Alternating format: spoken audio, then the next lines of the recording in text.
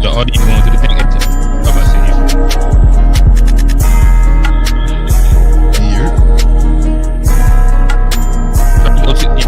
it's picking up. Are you plugged in? I hear you. Yeah, I can hear it. I can hear it now. I don't hear no music though. I don't hear the music either. We have to go to share memes in a second. They'll let us know. Yeah, they'll let us know. We definitely should. Yeah, it looks like we on. All right, welcome back to the To Be Fair Show. I am your host, Johnny P. Old head real. It's Q. Oh, buddy. And we back. Look like Tone fucking up all the way around. Before we get started, we'll tell everybody, shout out my boy Tone. Y'all follow us on all social media at the To Be Fair Show. That's Facebook, Instagram, TikTok, and Threads. Y'all hop into the chat. All super chats read immediately. Drop us a like, subscribe, hit notifications. We be here every Sunday, 6 p.m. Wednesdays, 9:30-ish. And you can catch Old Head on Saturday, 8:30. Now we're gonna get rolling. We're gonna, hop in. I think Q got a meme for us. Loaded. Well, I think that we probably want to give our engineers some time to kind of, get things together. Yeah, but nonetheless, fellas, how's y'all week, man? Oh, my week was straight. It rained like a motherfucker this week. It rained all week. You still had to go in? Yeah, he boss man just started making me come in now. They come in to sit. We sat 6 hours and sit. Man, I told you how to fix it. How you fix it? I told him how to last week. I told him how to get Told rid of that. I told you how to fix it was that tough. It was tough. But I mean, I ain't complaining, man. I ain't complaining. No, I had a pretty good week. Yeah, it's all right. Just doing the regular degular. I got a little tat yesterday. So You got a what? I got tatted for my pops. Oh yeah? Yeah. Let the boys see. That's a moment. You a no tat boy. Oh yeah, I done got it's that your first one. Yeah, first one. First That's one. what's up. But yeah, I did that yesterday. So That's what's Just up. hit the X at the top. When he got his first tattoo. first tat. Was there a reason that you weren't getting it? Or you was afraid? No, I just wanted to a real reason to Oh, put wanted to mean something. something. Yeah, to put something on my body. Uh, And yeah, it's a good artist too. Shout out Canvas Tattoos over there in Noda. They hooked me up. okay, yeah. Yeah, they do good work. So Actually, Willie got a cousin that working there too. for real, Yeah, that did all his tats. Yeah, he got a cousin working there. He pretty sharp.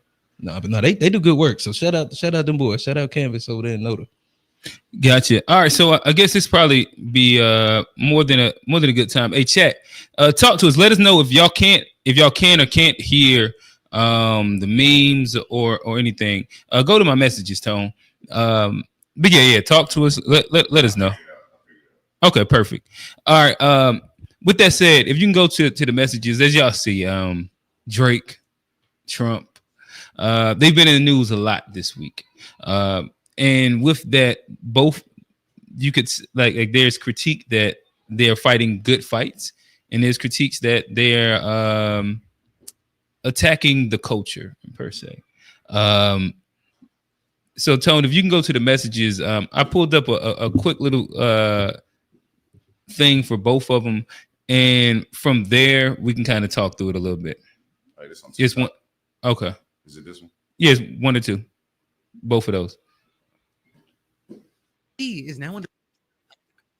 He's coming for Chicago and New York next, which has prompted many Americans to say these are the moves of a dictator. Now, as far as what we're seeing, he's activated 800 National Guard soldiers to occupy D.C. He's also taken control over the D.C. Metropolitan Police. You've got Trump saying that he'll be targeting homeless people and what he called bloodthirsty criminals. Trump also saying if you do so much as touch or even think about destroying a statue or monument in Washington, D.C., you go to jail for 10 years. Many saying this is the first time a U.S. president has advocated for jailing Americans for simply thinking and having thoughts. You also had Trump saying that DC is like Baghdad, but also keep in mind crime's actually down in DC. In fact, not only has it been down for 2 years, crime's been going down across the United States for 2 years now. I mean, arguably, if crime increased in DC in 2025, it would be because he moved there. And as far as what we're seeing now, you have many saying, just like he did in Los Angeles, you have Trump creating a fake crisis, and now he's seeking to solve this fake crisis by using the military on civilians. All while you have Governor J.B. Pritzker responding to Trump's threats to Chicago, saying, let's not lie to the public. You and I both know you have no authority to take over Chicago. By the way, where are the Epstein files? And that is you had Governor Gavin Newsom saying he was just getting warmed up in Los Angeles. He will gaslight his way into militarizing any city he wants in America. This is what dictators do, right? And all of this is you had Dan Carlin, the host of the largest history podcast in the world, saying today, those of you who don't know what authoritarianism looks like, this is it. And this isn't partisan. This is the time for choosing. Do you support the constitutional? And we don't have to go through it like this whole space. It's either because you are so blinded by your own partisanship and brainwashing, or it's because you've wanted a dictator all along. But hey, while you can, follow to stay in the loop. Gotcha. But nonetheless, if you're following, he has sent in, is it National Guards? I know he sent in military to DC as a part of like his whole, shout out A Black, shout out like he sent in the National Guard over the past week, and there has been a lot of quote unquote conversations and talks and videos XYZ of him targeting quote unquote black neighborhoods, black spaces. All this is inside reference to bringing crime down in the nation's capital. Again, as the person said, crime has been down in the nation capital. I think that over the past 2 years, maybe it's been down like 25% or something like that. So it's been going down. But according to him, it's still people kind of getting hit in the head with baseball bats and all kind of crazy shit. So nonetheless, what is y'all thoughts? Is this an exaggerated move? Is this just, what is your thoughts on Trump bringing the National Guard to surfing like Congress and everything like that? I think it's just, performative. What's the call? Go for Tonkin. The in Vietnam, they had the fake event, so then they could go into Vietnam and actually do the thing. So I think this is his go for Tonkin. This is where he's, creating a problem so he can then come in to look like he's solving it. And I think it's to, one, distract. I think he got things going on that he don't want people to really dig into. And he's at a time where he's losing, there could be a rift in his base. So I think performative acts like these are, helping him look better in the eyes of what could be, his former base. I think that was funny that the governor said, "What about the Epstein files?" That was funny. You know what I mean? Because at the end of the day, like I've been saying that. I remember you saying that. Man. And so, just to go back to what you said, Johnny, what is it? Is it when you're saying that he's trying to use this to like cover up for the thing that's being done, and like, what is it that you believe that it is? Like, or you were saying like the thing happened in Vietnam, they were pretty much created the problem so that they can. Well, he can create to go, but I think it's just a performative thing. I think he's talking about crime because the crime based on the statistics, that's always the go-to, is going down. So he can't, that's not a real thing that he's doing. If they've already dropped it 25% in the last 2 years, they're doing something that's already effective. So yeah, I didn't know where you was going to land there, but you actually landed perfectly, in my opinion. I think that because the same thing kind of what he did in Los Angeles, right? It's like he created an issue, brought in military to say that he solved something that was already working itself out. What was it? They was protesting or something like that. Yeah, I think it was ICE. The ICE stuff was going on. Yeah, the ICE raid protest was happening. And so like he went out there to exacerbate a problem that was already dwindling anyway. And where it does look good as a quote unquote show of force, but there's a space where each time, and I think shout out to A Black. We were speaking about this on Unpack, where Trump is such an interesting character because of like it's hard to be like he's a genius, but then it's hard to be like he's an idiot. And the thing is that like it's certain things, whether he's stumbling upon it or it's intentional, he's like clumsily walking his way into like doing the playbook for like quote unquote fascism or dictatorship, where like I'm gonna use this excuse to sue surf Congress, right, and just do it off the strength. Oh fuck it, I'm gonna occupy another city for this reason. Fuck it. Fuck the stats. Crime going down here. Fuck that. I would just come and save him. And it's like, so is he like clumsily stumbling around, or is he like really doing this intentionally? And it's like the same thing we know the whole Putin thing when he just was speaking. They had the little meeting, whatever. I seen they shook hands for a long time on that tarmac. Yeah, but, but the funny thing was like though. he was saying that like when you listen to him, he said, okay, you're trying to get the ceasefire right, but then he said, oh yeah, this has nothing to do with Europe. It's like, bro, or they didn't tell me to do this or something like this. Like, bro, what was the point of you even saying that? Like you're literally addressing the thing that everybody's gonna say. Is this an admission of guilt, or are you actually, you know what I mean? It's like stumbling around. Well, it's like well, but the thing is, there are times because with Putin, Trump do be showing like some kind of boss move because he flew a B-2 right over Putin's head on that tarmac out there, and like even Putin looked up. It was like, damn, and like that was some like kind of cold ass shit. I don't know. I'm gonna have to look up what you said. No, it's a video. Like he flew like they were coming off on the airship and they flew the plane low right over his head. Well, why would he like? They're not about to bomb him with Trump right there. I don't know. I think it's just show. It's just to show a military might to a person like Putin who's struggling. But with that's military. fucking stupid. Yeah, I don't know why. I think it looked cool to me. It looked cool to me, even though, like I say, I think Trump is not the smartest man, but he do hit little points there. I think that's something that. And you thought that him flying? I think it's going to work with Putin. Over. I think it's definitely going to work with and Putin. the motherfucker. Like, what does that mean to you? I don't even know what that is. Y'all got to see the meme. Motherfucker wasting fuel. Well, it's definitely wasting taxpayers. You're just doing shit. But it's a show of force, though. And it's like that's why he's even having a meeting with Putin because we got the strongest military. All right, let me move on to Drake. I actually wanted to offer some videos in this take because I kept seeing multiple videos of black people who were reporting from DC speaking about this. Okay, so I just wanted to share like some of the takes. Before you do real quick, I just want to make sure what I was wanting to get to ask Johnny. So do you think that he's doing this and because it's doing specifically going into black neighborhoods, is this a race play too? Like, I'll be wanting to know what people think the outcome is. Oh, it's not specific. I think he's.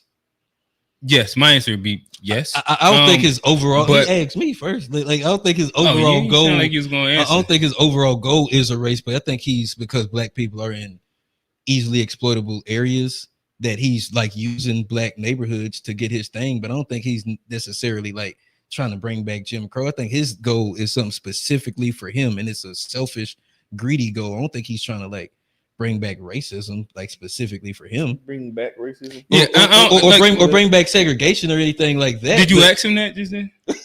He said racist. He said he think it's a racist play. Like I don't think it's. I said a race play, not racist. A race play. Like, was there? You don't think that it was based on a race thing that like he brought him in specifically into black neighborhoods? Well, I mean, I would assume that if you talk about crime rates, then I think yeah. See, that's a racist play that he's using, but I think he has a bigger overall goal, which is like authoritarian, like to be the dictator of the country. He got about 10 more years, bro. He got a dime left. I don't really get like even with this whole dictator. What he gonna let's say make us a dictatorship for 10 years, for 2 years. Yeah, let's say he ain't got 10. I'm just, you know what I mean? I don't know, but I don't think the play is to like, I think like because black people and like crime affects black people. So of course, if he's attacking crime, it's going to affect black people. Black people are going to get looped up into it. I think he has a bigger play though, or in his head, I think there's a bigger goal other than just to, further oppress black people. I think he's trying to, run this play to either get like maybe one of the real estate deals that he's talking about there to either get that. I think it's something bigger than other just do you to further racism. Do you think that it's something that his base likes? Could it be something that instead let's stop thinking about the Epstein thing. Let's focus on black folk.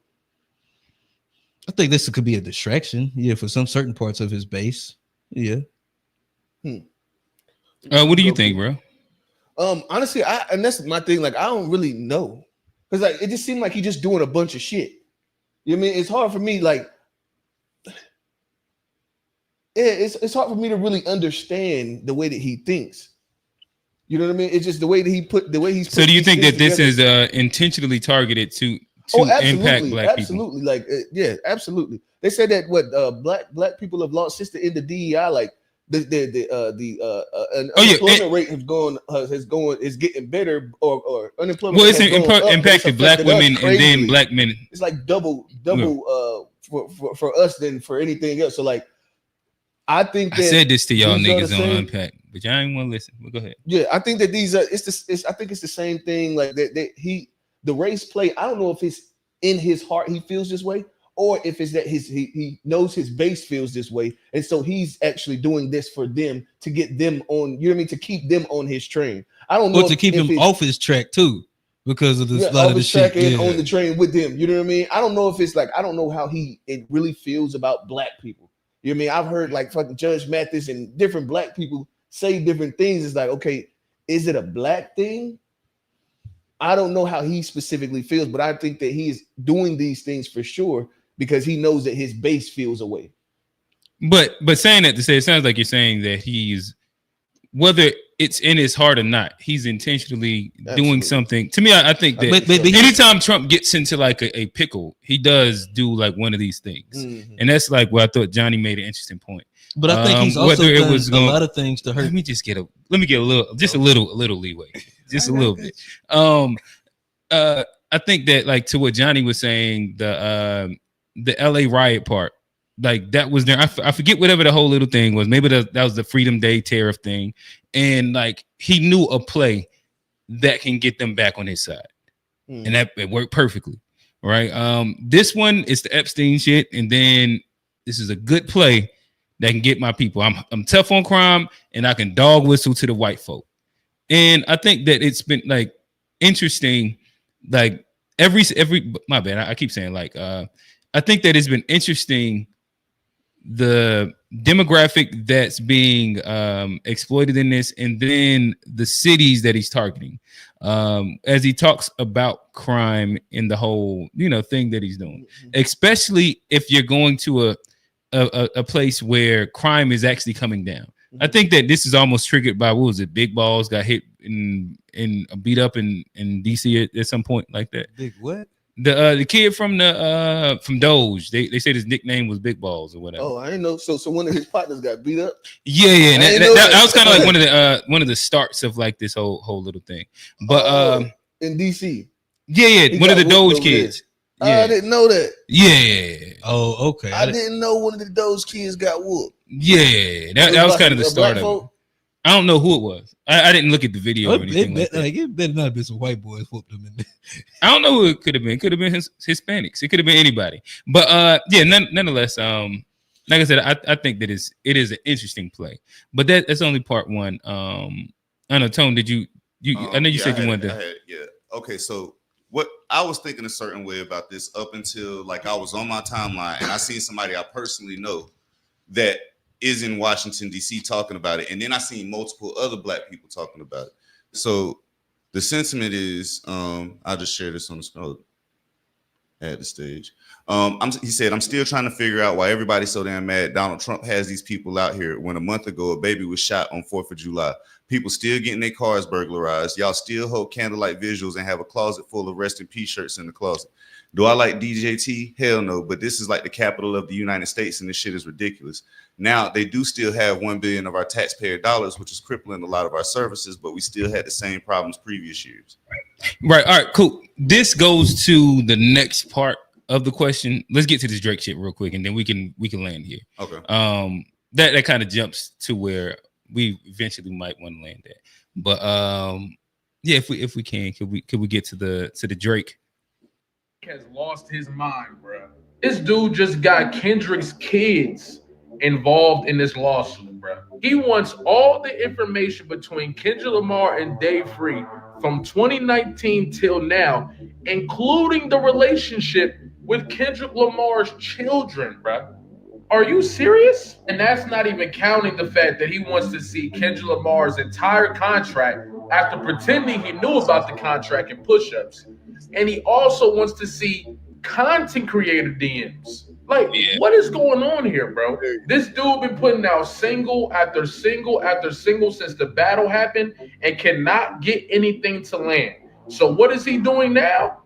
Crashing out. Trying to make sure that this experience is the worst thing that Kendrick Lamar has been through in his career, trying to make sure that everybody is uncomfortable, all because he lost the battle. And y'all be on here crying when people get on Drake and when I get on Drake, but he doing shit like this. Y'all crazy, bro. I guess that's I don't see. it is a biased POV, but that it gives us a launching point forward. Let's try and get through this quick, and then we can get into like the big conversation. Talk to us. I'm trying to see your point of view on this. Like, what is my point of view? Like, I haven't even expressed the point of view. Yeah, because that's why I want to see where you land first before I respond. You don't have any thoughts on the Drake lawsuit right here? I think I think it's stupid. Yeah, Okay. Yeah, I think it's totally. I think it's totally different. Comparing like what he's attacking versus what Trump's attacking. Though. Well, like just answer the like. Why like I don't like you trying to like jump the cart without even knowing what the conversation is. Why do you got to get him first? Go ahead and say what you feel. Nigga. I just don't. Yeah, I don't like the. Yeah. Okay, got you. Well, yeah, I think that Drake is being a hoe. Like, is it this deep? The rap Karen. Yeah, is it this deep? Mm-hmm. Is it this deep, bro? Like now you wanting the conversation that he having with other people and all that, bro. Come on, bro. Yeah. And then like I said, you when the machine's working for you, you cool with it. Mm-hmm. But now that the machines wasn't working for you on this time, now you crying. Mm-hmm. Bro, get over it. Bro. That was a year ago. Why are you still crying? Mm-hmm. Yeah. And I guess like so with this is Drake attacking the culture. One, I would imagine my POV is yes. I imagine most people's idea is yes.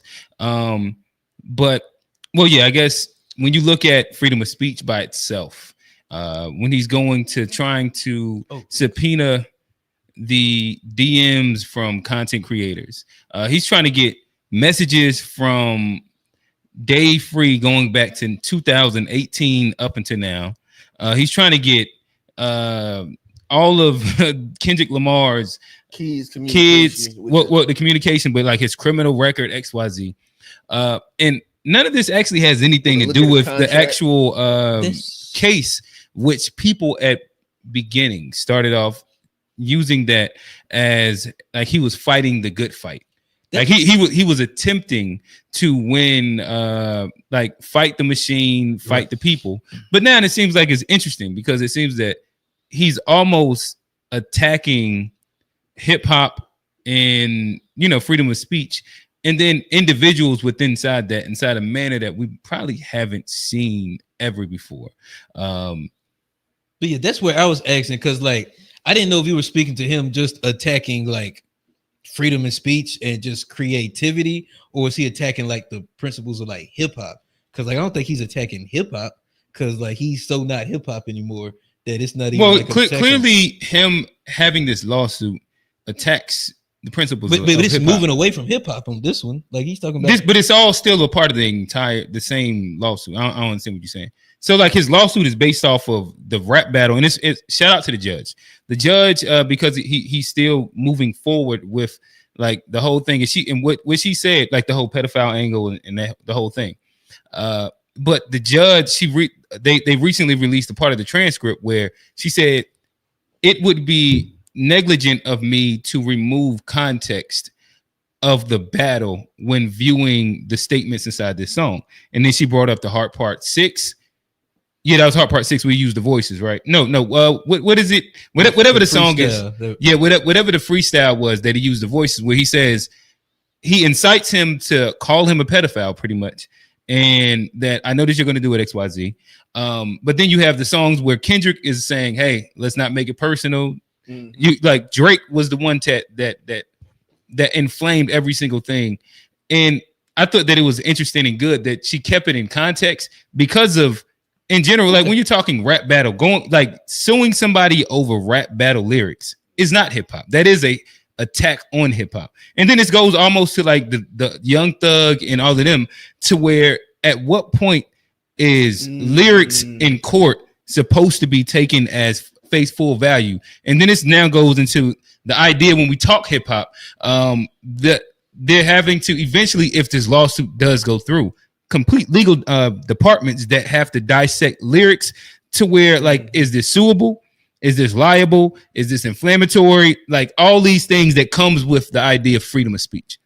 That is an attack on hip hop, in my opinion. I mean, if you put it that way, I could see it. But the reason I say it's not an attack on hip hop because I don't necessarily see like him having a lot of traction as far as like there's no support for this lawsuit. There's nobody like everybody know Kendrick won, and that the only reason Drake still has a lot of support. I don't know what you mean. Not for the lawsuit. People ain't like he might have me. Well, this new part is kind of like his own wishy-washy thing, but there is mad people that were saying he's fighting the machine. He's fighting the labels, the bots, the whole little thing like that. That was supposed to be the angle. I didn't see a lot of people say. I've heard maybe a couple people, but like some of the bigger voices, whether like you talk about the malls and the academic, like is a really That big don't count. yeah, mall. Well, no, y'all can't say they don't count if they have huge voices inside the industry, and that a lot of people subscribe to their That opinions. been meat riding Drake for like super meat ride. No, So, like, this is again. I don't even like take away the fact that which is both of them. Like there's a lot of like Drake meat riders that have like there's like you can go on pretty much most publications that I've seen has somebody that sides with Drake on the argument of the lawsuit. The lawsuit. Yeah, it's That's not my like he's just question. sitting out by himself. Do y'all believe that it's necessary? the lawsuit. No, I don't. I think that this is weak. The attack on not necessarily hip hop, the industry itself. So the industry's and this is where you get into the better part of the conversation. Yes. Do y'all think that that's necessary? I know. Let's take away the fact that it's him. Mm-hmm. Let's look at it as if I did it. You know what I mean? Take away because the battle, take all that away. Right. The timing is definitely when you insert Drake pause, then you say then you add the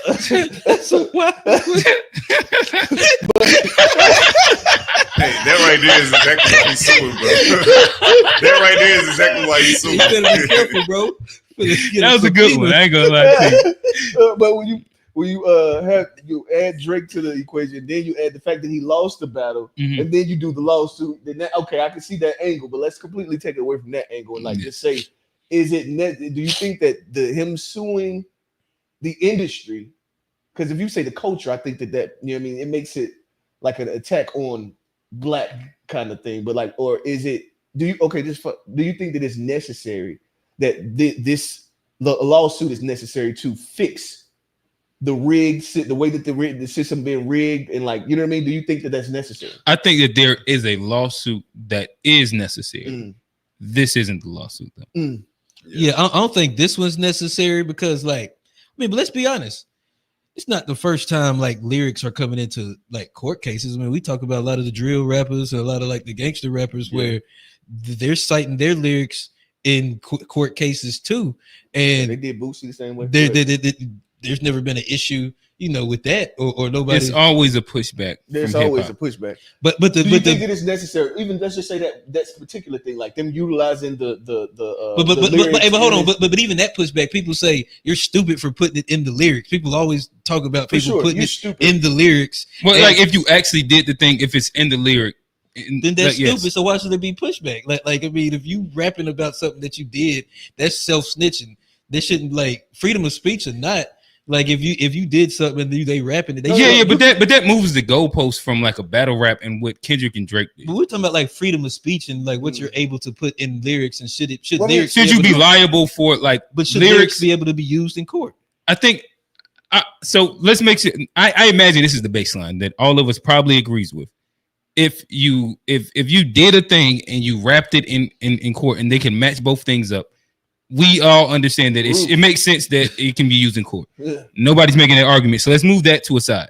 So now let's talk about like generally speaking. So like how I don't know, like maybe I don't even want to use Young Thug. We'll just keep it to this case and how they're using the idea of slander and libel inside a rap battle. The idea that these lyrics are derogatory enough or defamatory enough should be used inside a court case of like whatever.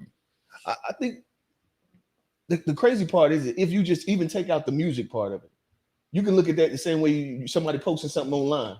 Mhm. You know what I mean? And they calling you whatever they call you, and people, and they have a name where people are able to everybody sees it.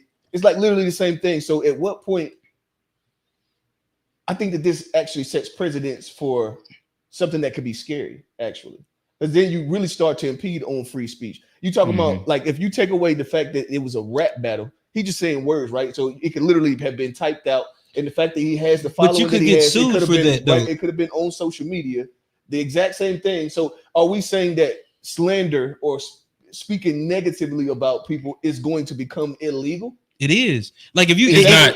But if you write something that's not true about somebody and put it in the, like if you're a journalist and you call somebody but rappers aren't journalists. Journalists are held to. He said take it out of rap though. He was talking about like taking. He's talking about like niggas posting shit on the internet. Yeah, if you say something false about somebody, you can't get sued. Like so, the entire slander. Twitter needs to get sued daily. Then that don't even make sense. Hold up. I think there was but that's what slander is, though, right? Then that's illegal. Yeah, slander I think it's setting the precedent. It doesn't make sense. Yeah. At some point, it just doesn't make sense.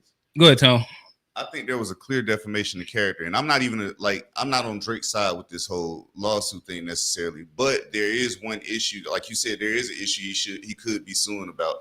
The defamation of character, as far as calling him a pedophile or insinuating that he was a pedophile, which has definitely caused a lot of people to not listen to his music. So that's definitely affected his income and his career. Well, I'm saying, but there's a lot of outs in that because of so you calling me? You know what I mean? I beat my wife. That's that's there might be a countersuit there. But no. But the thing is that, and this is what the judge like. There's mutual engagement, and then he introduced into the battle the idea of him being the PDFL. Who Drake did? Drake did, yeah. In the freestyle, the Tupac freestyle, like he baited him, and she quoted the lyrics and even of that. Okay, yeah, like he said, right. Well, go talk about me being like a young girl. Joe Budden said that. Right. It must be true. That was a part of the whole thing. Yeah, right. But then he also was the one that incited. So this is like saying like mutual combat. Like you get sued now because you threw a punch back. Well, then that's just a bad case. You're right. It's a bad case, but I also feel like let's be honest, like you can't just make up shit about people that's like wrong and put it in a rap song and it blow up. And like if it's not true, and he just made up all of that stuff, but that would be crazy too. And there should be some kind of precedent for that also. But there's a lot of evidence. Yeah, well, again, like I said, like even if they went the route of it.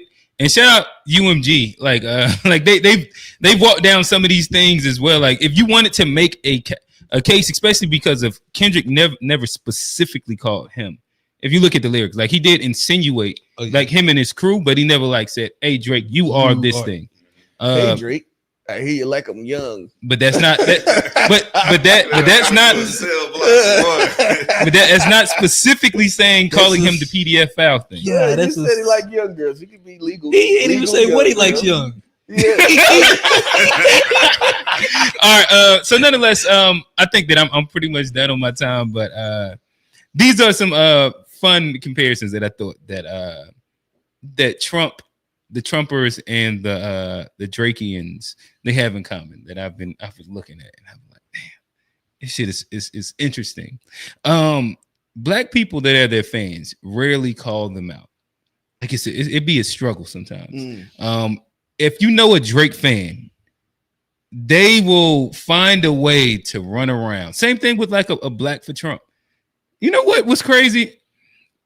Recently in the Discord, somebody had posted. Matter of fact, I think it was Gigi had posted just about the Trump thing, and it was actually with it was them replacing, like they're taking PBS out, but they're replacing it in places with PragerU. With who? PragerU. PragerU. Oh, yeah. No. And if you're familiar with PragerU, they are a far white leaning, like slavery justifying publication. Wow. Like this is where like all the talking heads of like the far left, far right kind of got they started. And in presenting that, their thing was like, well, I don't know. Somehow it became a conversation about tethers, and I'm like, bro, what the fuck does this have to do with tethers? But like they wouldn't critique them, and then they would say, well, the tethers be saying is some of this same shit, and I'm like, one, like the tethers aren't teaching your kids. at all. And y'all are arguing back and forth with these niggas freely. Like these are different between like added curriculum. But nonetheless, saying all that, let me try and hurry up off of this. I thought that was interesting. I had some other things, but I'll concede my time. Like I said, my main comparison that I did want to make was just the idea that both of them are trying to strong arm their way into like their uses of power to get what they want. And I think that's an interesting thing. But if you detach them from some of their outcomes and their goals that are like loaded by their own selves, the fight of both sides isn't necessarily the worst one. Where you look at Drake against the industry and reforming the industry, I think that there's a place where we could say that purge is needed. Yeah. When we look at crime in inner cities and black cities, right. There's a space where the purge might be needed. The issue right now is specifically how they're going about it. And that's like its own different thing, especially in spaces where if like it's trending down, like Baltimore. I think that since the mayor has been there, like I think crime's down like 60 or 70%. It's something crazy. We had just looked at it on Unpack. 62. Yeah. And so like there's a trend that a lot of these places the crime is going down. DC seemingly is the same thing, where the trend is that it's going down. So now exacerbating it as like a immediate issue is its own thing. And yeah, like I said, I think like removing them away from it, there's merit in the conversation. And that's why I think that there's similarities. And then this is it's to the whole Trump thing in DC, but not necessarily connecting exactly what you're saying. I was thinking because me being in the military, something that I could never imagine is like being told to use what I've learned against U.S. citizens. Mm-hmm. That would be a crazy and like in my mind, I can't even visualize and understand how you would even convince me to do it. Like that would have been something y'all would put me out.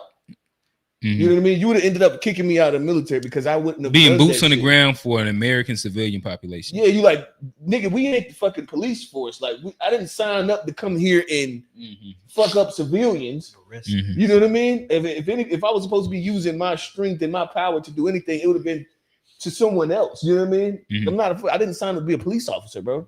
Mm-hmm. Like, so I would have never done that. And it's hard for me to just think like, imagine like living at your daily life in the military, and then motherfuckers telling you, yeah, we're gonna have to go over here and to these black neighborhoods and start putting paws on motherfuckers.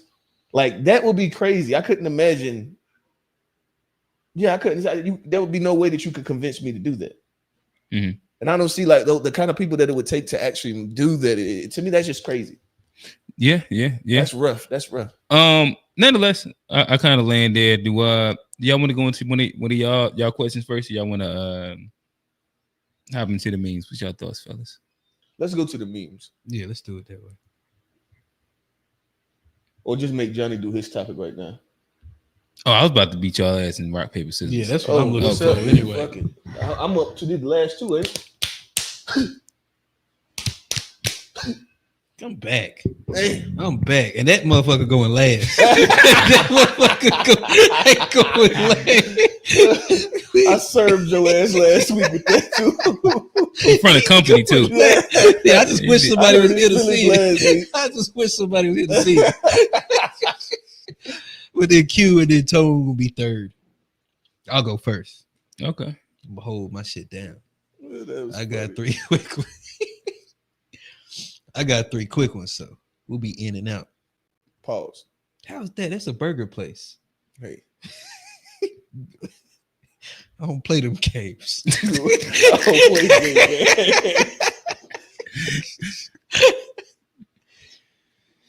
All right, let me start top row, far right. This shit is funny. Your time was a rush. I said, baby, I'm a dog. The dog was the motto. The motto, And then you have the Chris Brown part. How can I take it easy? Breezy bowl. You're gonna keep doing this. Yeah, every day. Learn American culture. She said, "Take your time." Was a rush. I said, "Baby, I'm a dog. Dog.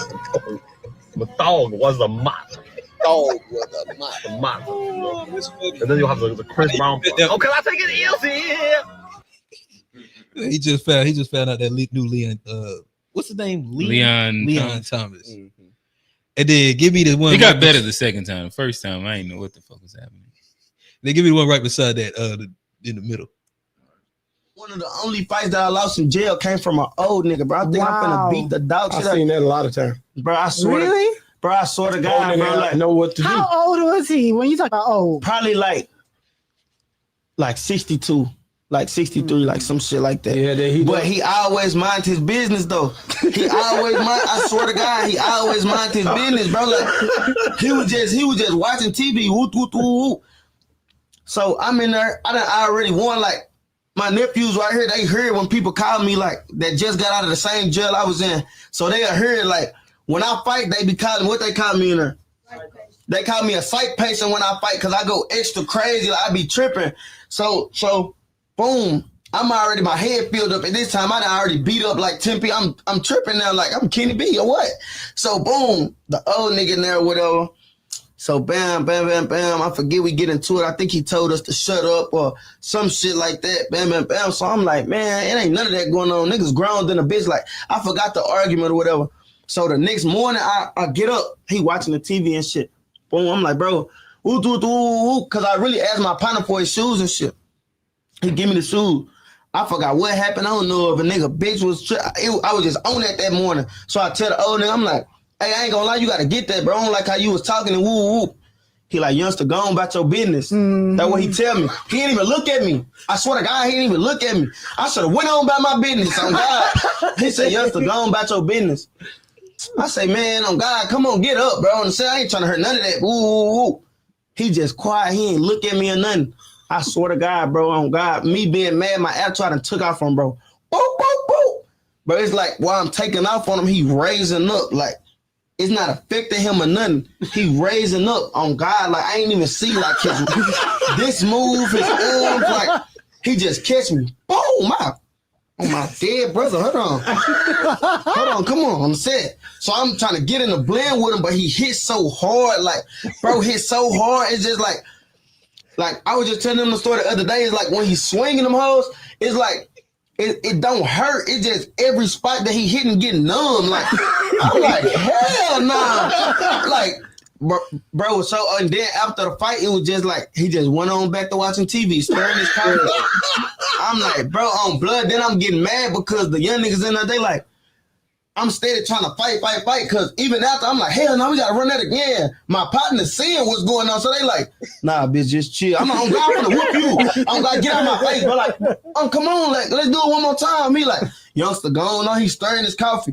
I'm glad just go sit on my bunk, fool. Like, I'm like, bro, this nigga just whooped me in this whole like, I ain't lost now fight. Like, I let an old nigga whoop me, bro. Like, one of the only fights that I lost in jail came from an old nigga, bro. I think I'm finna beat the dog shit. I've seen that a lot of times. Bro, I swear. Watch out for them old dudes, bro. Old man strength ain't nothing to play with. Damn sure ain't. And then let me get the last one. Power. I can speak to black people in a way that white people ought not. A white person has no business telling black people to get over the struggle that's residual as a result of the enslavement of our ancestors. However, I'm a black man. I was born in a segregated hospital, contracted polio as an infant as a result of that. After the polio vaccine was discovered, I've had people deny me because I walk with a limp. I've had people deny me because I'm black. I've been denied jobs. I've been denied opportunities. But guess what?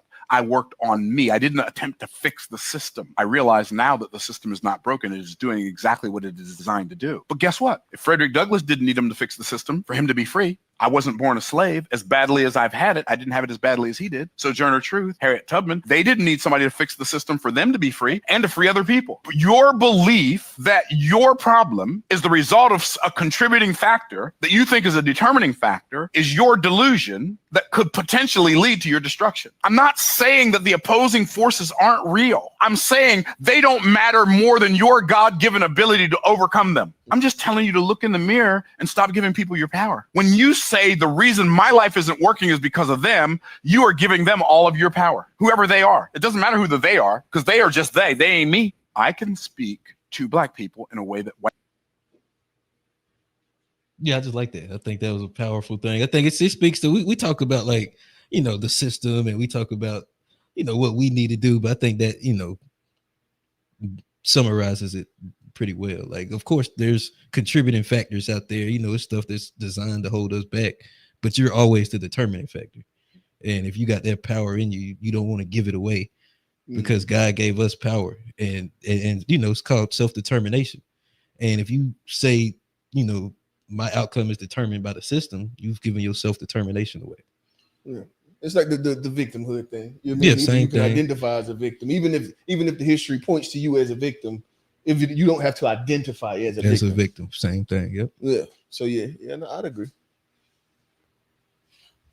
Yeah, I agree. I guess that's on you. Oh, all right. Well, nonetheless, it is on me.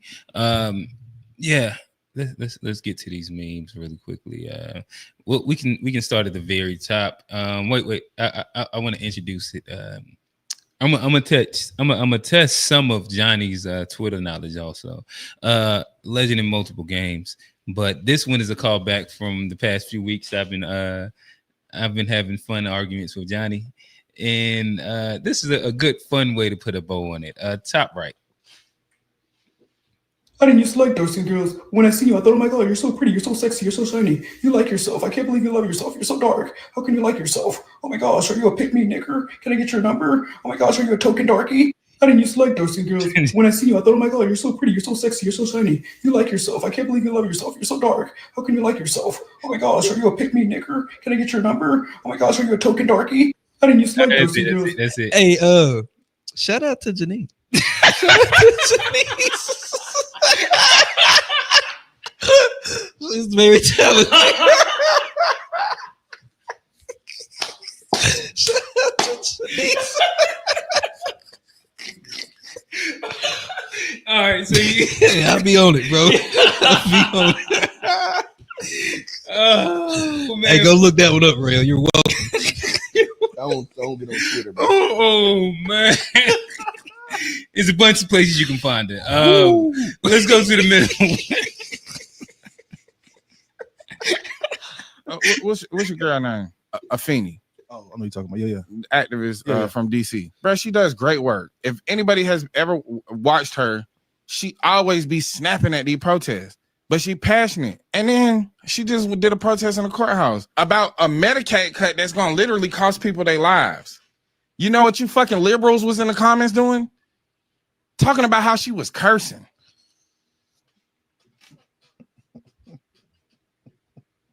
Are you dead ass? Yes. People are going to lose their life. You probably shouldn't curse at these people. Nigga, fuck these people. Fuck them. You talking about cursing? You want motherfuckers to have coof and decorum in a courtroom where they talking about cutting bills that's going to kill niggas? And you talking about language?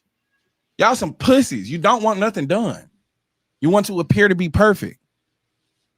Jesus was hanging out with crooks, nigga. Jesus was outside with the real niggas. You inside and your child-proofed ass home with your child-proofed ass mind not doing shit with this performative ass politics that you doing. And you ain't progressing shit. You actively standing by and giving niggas the alley-oop to be regressive because you care about puss ass shit. And you trying to create a world where people don't hurt your motherfucking feelings. Bitch, that ain't the world. You should be cussing out the motherfucker that's gonna cause one of your neighbors to die if they lose their Medicaid, fool. But because you a pussy, you care about puss ass shit and not no real shit. Because it's all a performance and an act. You care more about how you perceive actually doing anything. They be fairly long. I'll toss it to y'all. What are y'all thoughts? I think both are wrong. Both are wrong. What you mean both? Like I don't believe that it's necessary to be doing all that cursing and shit in these types of scenarios. But also, of course, I'm not co-signing killing people. I don't have to be doing one and not the other. You know what I mean? You don't have to pick one. But he's not. Thing. You can still. So it sounds like you agree with the respectability politics then. Absolutely. Then that's what he was complaining. So you are a part of like the woke mob then. Inside that. He ain't going that far. I'm saying is that. So you agree with their sentiment that because she used the cuss word at the rally, that it should be a reason to kind of ignore the points that she's making. No, that's not what I just said. That's respectability politics. So maybe I don't agree with respectability politics in its totality, but this specific scenario, if you, I don't even know what she said. I've not seen. But like, but we don't even like. If we're going on principle, like we're just using principles, then. You're saying that is not necessary, and that a person shouldn't to use profane language when in the political space. I would say it's not. That's just like when you go to work. You ain't in there motherfucking cussing all the time. When you go and do, you know, but you cuss sometimes at work. But you cuss at work. We cuss at I get to cuss at work because you get to cuss at work. I cuss at work. Y'all understand? You understand? I be cussing at work. All right. Well, when you in you in a meeting, you ain't gonna go in there cursing. No, but sometimes boss man does put it.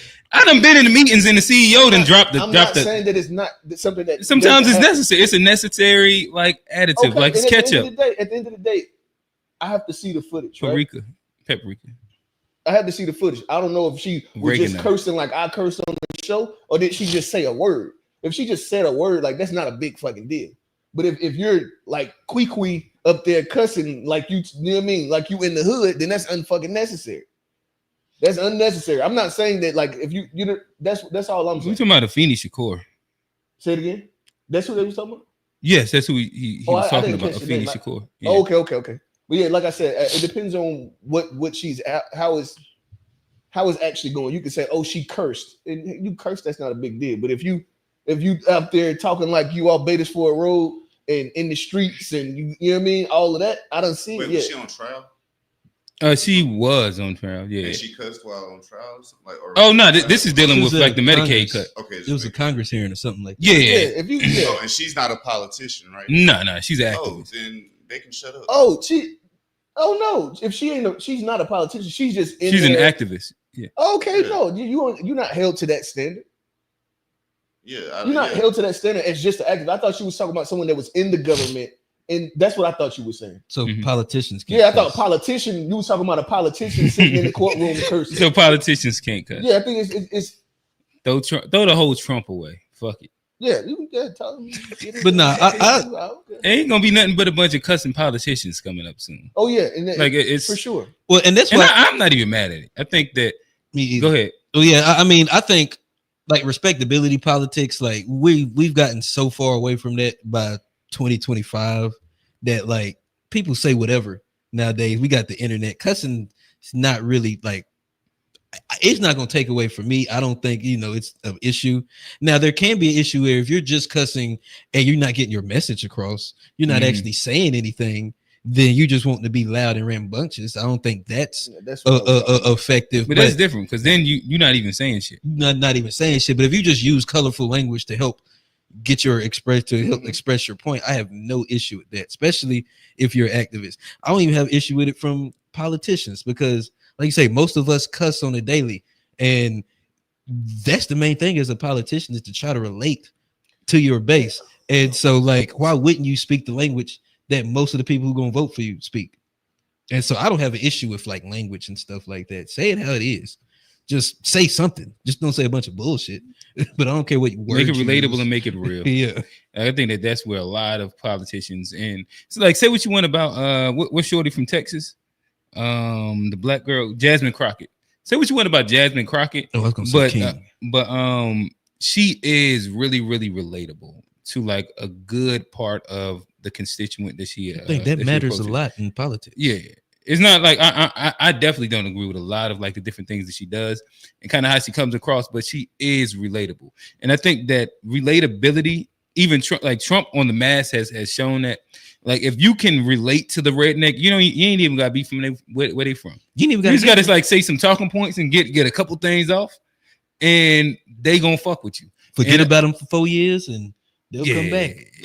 Well, they start to remember now, like the unemployment rate going up and tariffs and shit. Like the constriction on them job and the job market is starting to hit niggas, and like you starting to see it. But nonetheless, I still feel the same way. I was trying to see if I was, being pushed out. I couldn't get you on this. No, I still don't. I tried. I still don't. Yeah, agree. Yeah, like I'm the type of person, like I don't curse in front of my kids. We don't curse in front of we don't do that. You know what I mean? That like even if I was to get mad, me and my old lady get into an argument, I'm not cursing. Yeah, it's like it's one thing when stuff is a one-off. Yeah. We can't hear you, Tom. Oh, it's one thing when stuff is a one-off, like something like that. But when it becomes a normal thing, like that's where I can't even I can't picture it. It's a push-pull for me because I feel like I kind of agree with Q in the sense of like I want to hear people be natural about what they believe in, but or even how they're expressing themselves. Let me hear how you express yourself. But in politics and I think there's a time and a place for certain stuff, and it got to remain. I think it should stay like that. Like we need that. Yeah, I think every time you get up there, you should get your shit off. There has to be a standard, because but like sometimes it's okay. Yeah. Like when you at your rally, whether it's the DNC, RNC, whatever, you might have to let one of them colorful language words. Yeah, fly. It's always children just to drive watching, home. And they're gonna emulate what we do, and 100%. They're gonna emulate it times 10 times. Like it's gonna be worse. Like it'll be a normal thing by then. So it's like, yeah, I don't. We worried about the children listening to politicians curse. I'm worried about the children do go back and listen. Even if the children like they can make these speeches, the children who decide they want to become politicians are going to go back and. But these kids playing GTA. Hear what I'm saying? The children are going to grow up at some point. They're the ones who want to be politicians are going to go back and look at the politicians of the past to learn stuff. There are children who want to be president from the time they're 6, and they really do be looking at the speeches. That's what I'm saying. It still has to be a standard. I feel like it's just unnecessary. Like I say, if you in this emotional part and you just say the word and then that's fine. You know what I mean? You're expressing that emotion. But if you talking and you sound like me on the show, that's just unnecessary. I can even identify that with myself, and I need to do better on cursing on the show. Like that's not a trait that I see as like something that we should, co-sign. In any sector. I mean, let's not. It seems like we like to try to make whatever we do the right answer, and just because you doing it don't mean it's the right answer. And to me, that's BS in our culture. Oh, I thought we were talking about like Trump and white politicians. I don't know if it's like specific to our culture. I also would say that culture. I wasn't talking about black folk. I'm talking about American. Oh, when we say our culture, more time than that. I'm glad you made me clarify. Yeah, I was talking about American culture. Yeah, I don't agree. I think that we have too long of a history of politicians giving. Johnny was just over there agreeing, and then you said, "Well, I don't agree." No, I didn't. I never agree with you. I never agree with you. I'm trying to get you over here.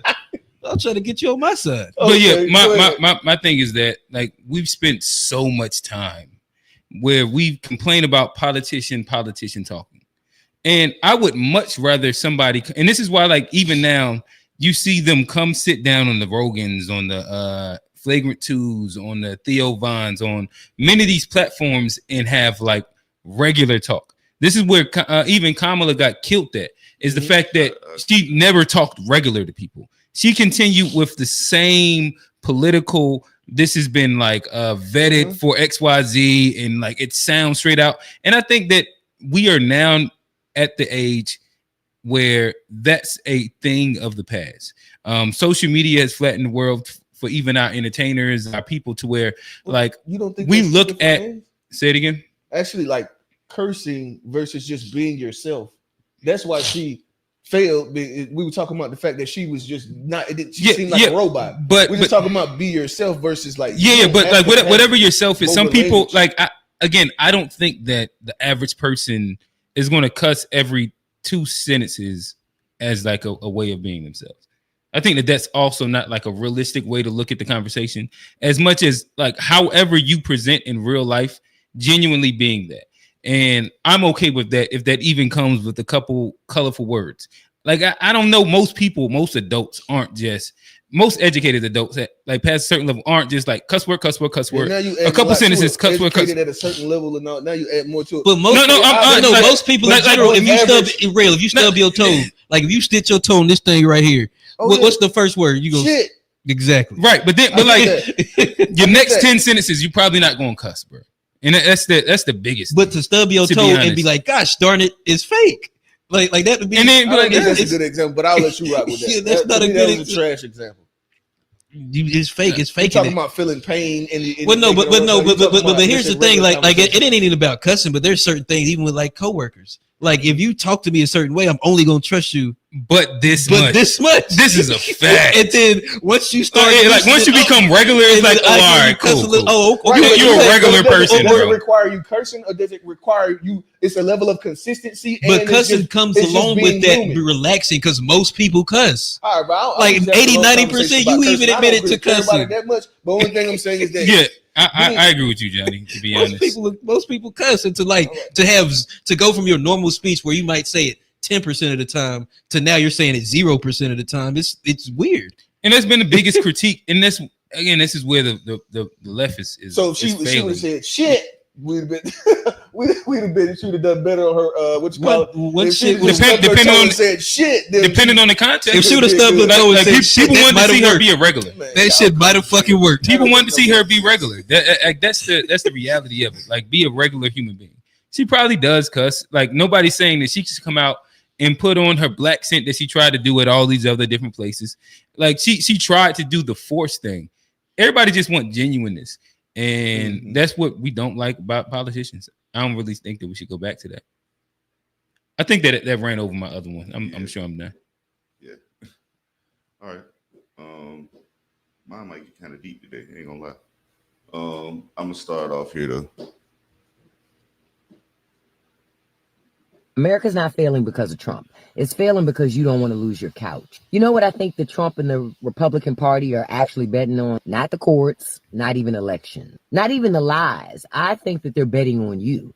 I think that they're betting that no matter whatever happens, when push comes to shove, you're going to do what's necessary to hold on to your little bit of crumbs no matter what. Because let's be honest, people care more about their position in the hierarchy than the fact that the hierarchy even exists. You'll fight your neighbor over a parking spot, but you won't fight your government when it steals from you in broad daylight.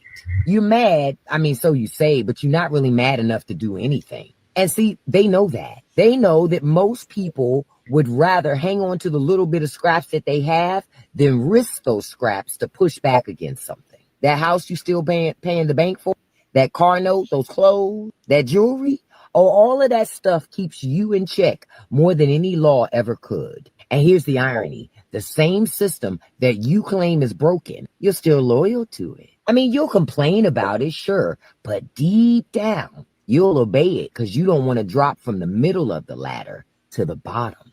So you'll protect it, even if that means protecting the very people that are destroying you. And that's exactly why this keeps happening. That's why they keep winning. Because the truth is this: America really isn't being destroyed from the top. It's quietly being surrendered from the bottom. So maybe the question isn't, can we come back from it, right? I think the real question is, do we even want to? I think she was spitting there. I think she was too, but I wonder what her real life like. Yeah, I can talk about her real. I don't know about her real life, but part of what I like the sentiment she was saying, as far as like most people who complain about stuff or talk about stuff, at the end of the day, they're not willing to fight for the stuff because we all want to keep our positions. We all want to keep, we don't want to go down further than we already are or lose anything that we already got. So regardless whether people feel like the government is out of pocket, people ain't going to do nothing about it because they fear losing they fear losing the convenience. Yeah, I think we are. I think. What made you say that? What her life like? Why you say? Because she was talking about what most people won't do, and most people won't do this. And I wonder, are you doing the thing that you're saying most people won't do? Are you actually living this thing? See, that's why I always try to humanize myself. Like I'm fucked up too. So like in her example, I can understand that I'm also in this bucket that she's talking about. And so like for me, I'm just fucking live my truth, bro. Like, I wonder if you got a whole bunch to say, and you're absolutely right. But are you actually doing the thing that you're saying that we should be doing? That's why I wonder. That's what I wonder. Because a lot of motherfuckers just be talking, bro, and don't be living their raps, bro. Oh yeah, somebody Most said, motherfuckers just be talking. real quick. Somebody wrote, "Magga, she's a staunch Democrat." Like, like if you go to her page and listen to what she's talking about, she's full on Democrat. Gotcha. Yeah. Most people No, just be talking. I guess to me, like that's one of those little identity politic things where you get hung up on what the who that person is instead of whatever they just said. And then if we just dive into like, I don't know, she looked like maybe she's like did I just say that? I'm not hung up on it. I still think that what she said is powerful, and I agree with what she said. I just wonder if you're living what you're saying. Yeah. Gotcha. If like the only response you gave at first was, what is your life is like? Oh, you want my whole like that's what you've given. Yeah. So I don't know. I think that she's absolutely right. I think that we're even myself, like I said, I'm a part of this thing. You know what I mean? I'll go and do what I can, but I don't want to risk it all. Right? Nobody wants to risk it all. We all have these conveniences that we don't want to give up, which is the fucking truth. And yeah, we're afraid. We're afraid of what it looks like for the thing to crash and burn. We're afraid. So that's why we aren't doing anything. And we don't have the discipline and the like I said, the selflessness. We don't have a selfless culture. So it's not like these really about to do anything. Like, and I mean, at the end of the day, I even like the whole Target thing. The smallest thing, we can't get people to just not go in the Target. We can't get anybody like not to like. When they was talking about when Killer Mike was talking about that bank, right? The bank, the black owned bank. Well, it's not black owned. It's a collective of people. Like, yeah, I went ahead and put. I mean, I ain't even touched that account shit. Little $20 is all I put in there just to do my part to say I'm contributing. I don't even have no fucking pay. I don't know what the fuck that. I'm willing to lose the $20, but we can't get enough people to get onto anything because we're all afraid of losing. And that's just what it is. Yeah. What? Read that one, Johnny. If Farrakhan say go, I'm going.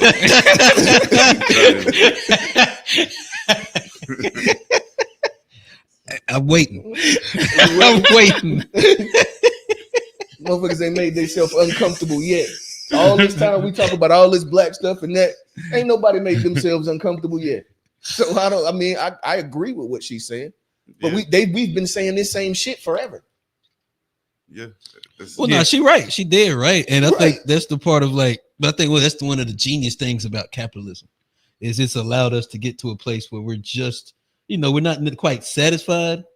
We haven't fulfilled everything we want to do, but we're too comfortable. But you're satiable to go satiated. back or satiated. We're too comfortable to turn around and actually, drop down to get further. So that's the genius thing about where we're positioned in, capitalism as, the underclass in the richest country. It's a crazy spot. Fuck around and have a youngin' and see what you'll do. Your ass ain't doing a goddamn thing. Ain't worth a plug to nan movement. You ain't kicking that nan dough. Ain't doing nothing. Yeah. No, I agree with everybody's sentiments. Again, like this, in my opinion, I guess I got to go there. This is one of my critiques with the guys inside the movement right now. Is that I tend to see the most aggressive conversation out of them, and these be light-skinned, middle class. I ain't gonna lie, that's color. It is. Hey, no, but the majority of them that I've seen, the majority of us I've seen, they be light-skinned, middle to upper middle class blacks living comfortably, and they're advocating for radical change. But I don't think that I know some of them that was saying, "Hey, me saying this might be too much. My family's starting to hear." Oh wait, that means that in general, you're not really actually standing on anything. You like that anonymous shit? You thought that saying this shit on the internet was what was the word? It was valiant. It was this was a big thing. No, the action part, the thing where you got to do the thing. If you say that. I don't want to drag on Johnny, but Johnny is Sovereign Bull, and he sometimes he be wanting to run down on them folks. If you're gonna run down on them folks, that's cool, but you got to be willing to do it when it's time to do it. And it's like what it will take. What go ahead.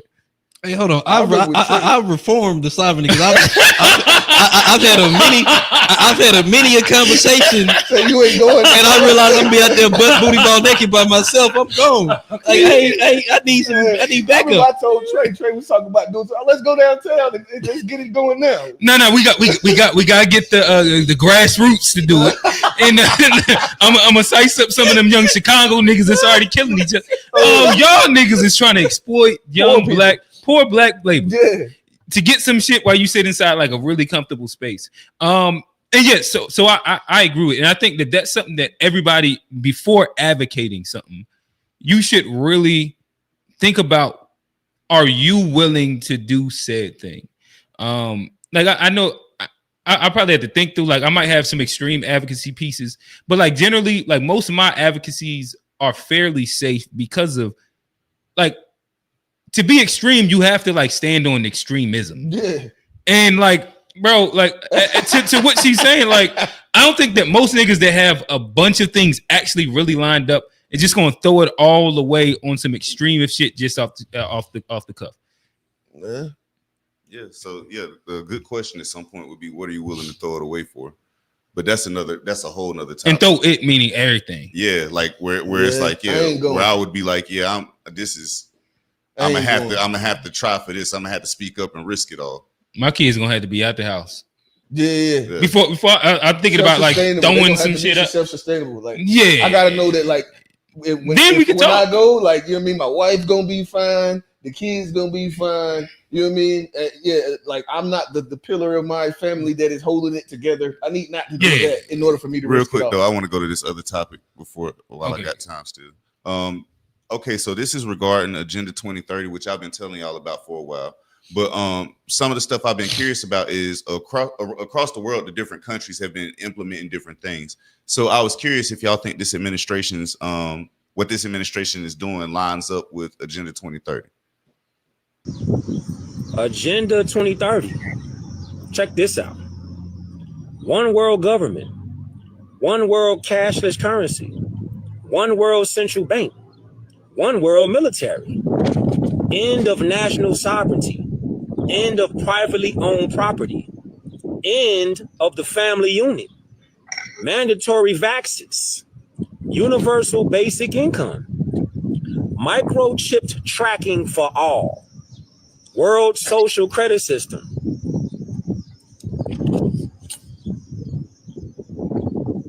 thousands of FG towers, end of private transportation, end of private farms, business owned by government, travel restrictions, restricted land use.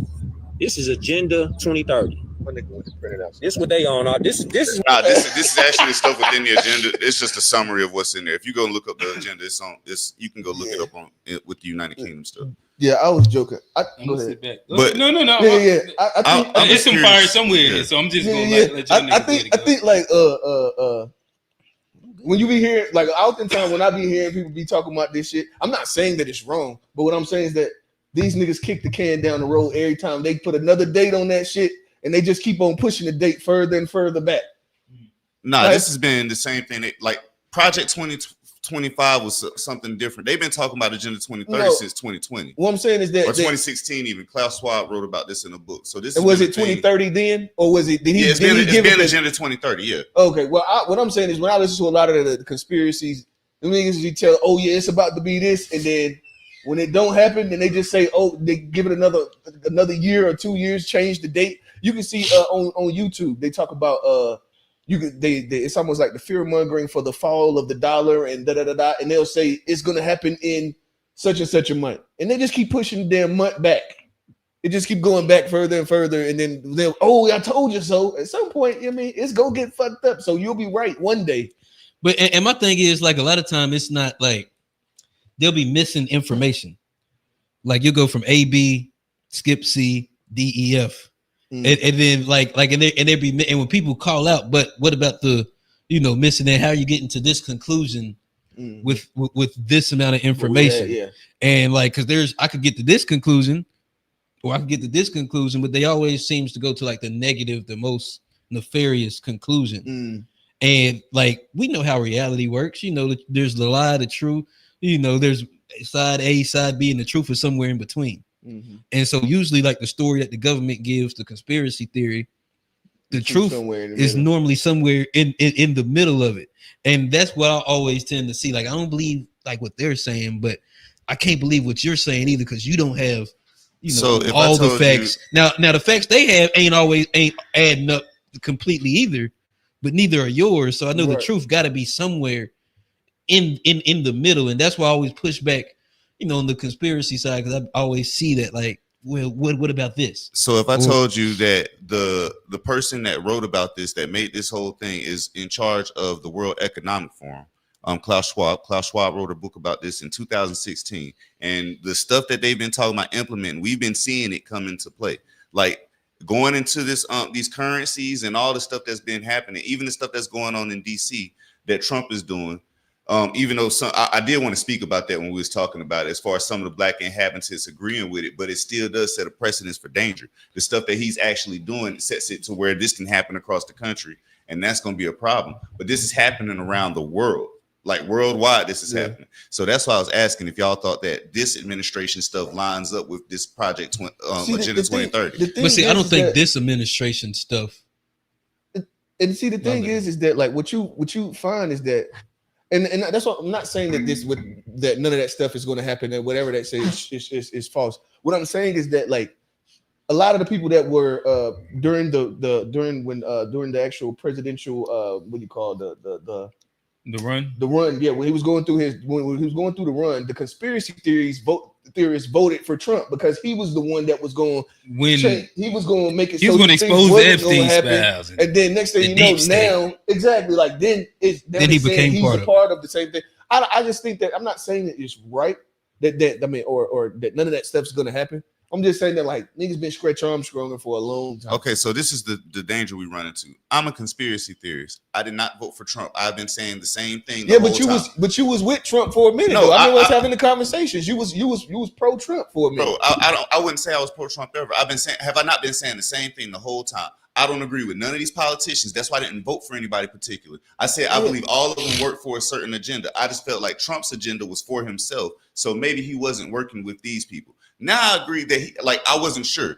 I do think he is working with these people. I never voted for him and said I was for him. I said that his agenda seemed to be a lot less dangerous because he didn't seem to be working for a certain group of people. He seemed to be just working for himself, and he wanted to get the approval. So therefore, he'll do whatever the doggone Americans or whatever people ask him to do that he can get an approval rating for. He's going to do it.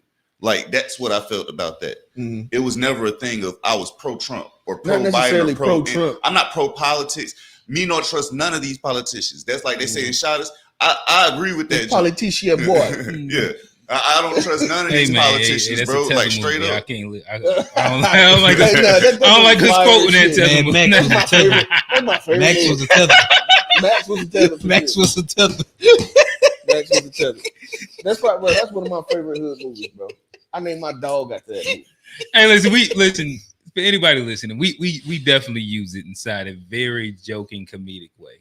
Definitely don't mean no harm. Yeah, we not one of them guys. It's a in the moment joke. Bro, I think it's on you, bro. It was on me. Finally, I got some funny ones. I wasn't feeling no pressure, but I was cool with it. You talking about? That's because we changed the meme times. Nah. Okay, you can about give me well actually I want to start with okay, here we go. Let's start with the dark skinned dude, the first one right up under the thumbnail. Bro, which one? The first one right up under the thumbnail. You scroll up. Okay. Oh, you looking at that? My fault. You look this one right here? No, scroll up. That's up under our thumbnail for the show. All right, don't worry. It's the dark skinned dude with the beard. Keep going up. Right there. Hey, keep your feet on the ground before I put my feet in your ass. Let me tell you again. Hey, stop running around here before I run around in your ass. Hey, about rolling your eyes. You do that again, I'm gonna roll my eyes around in your ass. Hey, stop talking like that. If I talk like that, say your ass. You just hit him? You just hit him, right? Keep your hands to yourself before I put my hands on your ass. That's all. Oh, you want a bubble wine? How about I bubble wine your ass? Get in the car now. Hey, did you just bite him? You bit him? You bite him again, I'm gonna bite your ass. And do it again. Who you talking back to? Don't make me talk back to your ass. Sit it there. Sit down. Hey, keep your feet on the ground. Really turn anything into your ass. Yeah, that's that old folks John. That shit's hilarious to me. For sure. All right, go down to the next one. See how this how y'all. I'm teaching y'all a strategy. You know, you get more memes. You just get some laughs. You know what I mean? Some quick jokes. Yeah, go to little girl right here. Jesus God, you remind me of you dying on the cross for a sin. Thank you for doing that. Everything you give us, mom and dad, and my brother and my sisters. Thank you for everything. But possibilities, my brother wasn't being kind to me outside, so I had to tell mom. So, amen. Amen. She just snitched on her brother to God. She snitched on them to mom first, and then snitched to God. She said possibility. Yeah, it's crazy. She to the left. I love little kid jokes. Too cute. Yeah, go to her now.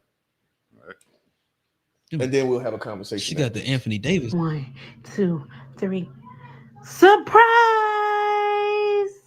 God damn! What the fuck is these? Well, you don't like them? Hell no, I don't like these motherfuckers. Take these motherfuckers off. They can't come off, Mom. You gotta do something about them. These ain't the ones that I like. You said thick and dark. You made them thick, dark, too fucking fat. Take these motherfuckers off.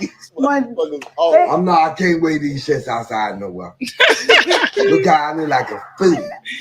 Steve, you crazy. Clean the size up. Let me see. A little bit.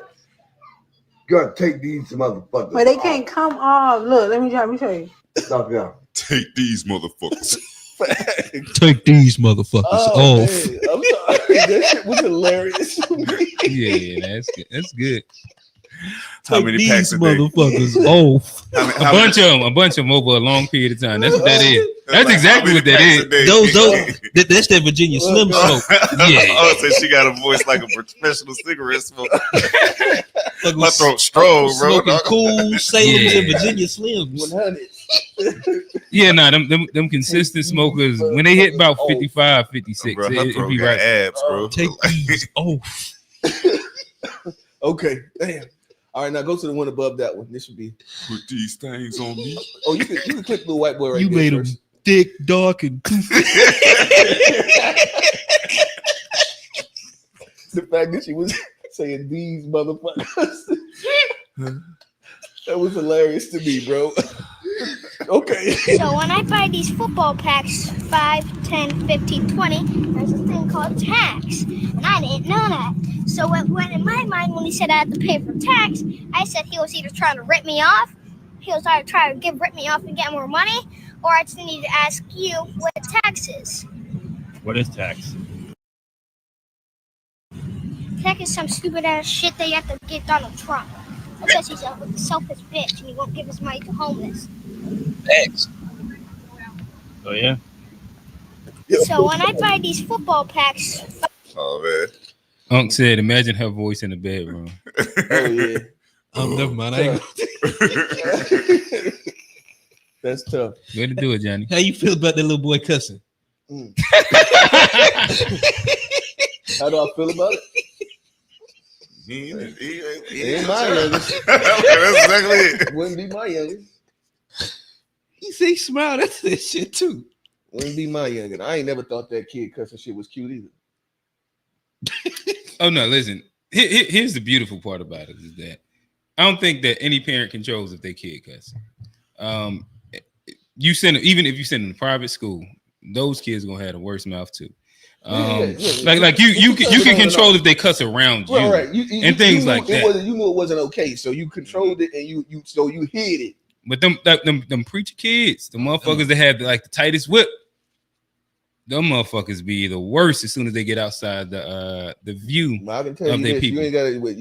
And I know my kid's young, but you ain't got to worry about not cursing. So you ain't gonna slip. She ain't even interested. Like literally, it's crazy.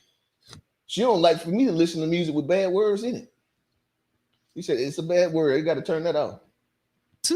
No, I agree. But then I would also years say, hit. Then she gonna turn up. Yeah, that's what I'm saying. Like she's really young, right? I imagine most kids at this age are like very. They be getting it off. I think that like if a kid is under really 8, 9, 10 years old, and they're like, I wouldn't go to 10. I'm trying to think. I think second grade and under. He's about 7, 8. He's close inside that range. I think like seventh grade and under in like their cussing. There's probably like way more contributing factors when it comes down to parenting and upbringing and shit. I started in 4th grade. Shoot. That was like you above the barrier. Yeah, my mama. Like I think that like third, fourth, like kids start cussing around there when you in the playground and you just doing shit. And that's exactly like I was living in Hoskin Mills. All the kids was cussing. If you go to the hood, them little kids cuss. All of them. I don't even remember saying my first cuss word. I don't even. You was in the suburbs. Yours was middle school. Them white kids was cussing like hell. Them white kids. I'm about to say I was about to say you started early, bro. Yeah, I saw that shit early. I was like, hey, I can say that. He started in 1st grade. Like, nope, you can't say that, little motherfucker. Like, fuck you, mom. You hear that? Yeah. Now the cuss words fly in the suburbs too, for sure. Tyler, come on. Nah, fuck you, mom. What's next, man? Go scroll up a little bit. It should be the one with the couch. Right there. I don't remember what this was, but I believe this was. So some lady that had a baby with Lil Boosie was on the internet bragging about how you need to choose your baby daddy wisely and how the right baby daddy does this, and that. And all the people in the comments was like, yeah, that's right, girl. And I'm up here looking like, y'all ain't never heard of no husband? I will never, ever be the friend that's going to high five somebody into a divorce. My friends, for the most part, know they can't come to me complaining about their damn marriage. Because I'm like, girl, you don't want this life. The reality of it is, in the Black community, we don't value marriage. And it's showing in every area and aspect where we struggle. We struggle with household earnings. We struggle with income. We struggle with purchasing a home. We are the lowest demographic in terms of home ownership, where we only purchase at a 44% clip compared to other cultures that are well above 70%. And it's not because of granddaddy's money. It's because they're married. I saw a statistic that said in the state of Florida, you need about $97,000 of salary to buy a house. And for a family of 4, $217,000. If I am Little Miss, I make $64,000 a year and I have 3 kids and nobody's getting child support. Somebody's needs are not being met. And it's just basic math. I don't care how prideful you are about it. I don't care how you side hustle, and I don't care how you lie to yourself about how you're so comfortable and you're so good with managing money. You can't be. It's literally mathematically impossible. The biggest regret that I have in my life is that I did not take marriage seriously. It wasn't really like on my to-do list. I was never like I gotta have a husband, and not even know like, oh, I'm a strong Black independent woman sort of way. It just wasn't on my to-do list. And I hate that for me. I hate it a lot. So if you're out there and you're listening, get you a husband. It's really a cheat code. So some lady that had a baby. Oh, this is a long one. Yeah, I didn't watch all of that shit the first. When I sent it in, I hadn't seen all that shit. Sit in raw memes. Right. I watched enough of it to get my phone. Like, okay, we can talk about this. Yeah, no, I agree with pretty much most things that she said. But I'm quiet. Shout out, Unc. I'm quiet. Unc was yelling at me in the what was that, unpack? So I'm gonna leave my marriage statistics to Rail and Johnny. Go ahead. I ain't married, but hey, this makes it hey, lady. Yeah, I think for me it was just this. You shooting your shot. I'm just saying I'm eligible. She say they need husbands. I'm available, ladies. All right. So she got 2 kids. You okay with that? I wasn't talking about her specifically. I was just talking about the other lady. She was oh, you said hey. Her friends. Yeah, she was talking, but she was telling other women take it serious. Yeah, they got 2 kids. How you feel about that? She missed the boat, but like, how you feel about that? 2 kids? Yeah, 2 kids. Your age, 2 kids. 2. 1, I could do 1. Her and the baby. So definitely 1. I could do but both of the kids is a little bit older, so they're away from it. Her and the baby daddy get along. They're good friends. Well, listen, you painting it the wrong way. Yeah. I just wanted to do like a science experiment to see where Tone gonna fuck it up. Tone fucked the line up. Yeah, Tone did fuck the line up. I was about to like lead you to somewhere fun. Tone fucked the line up. So let me see if I can get it. Appreciate that, Tone.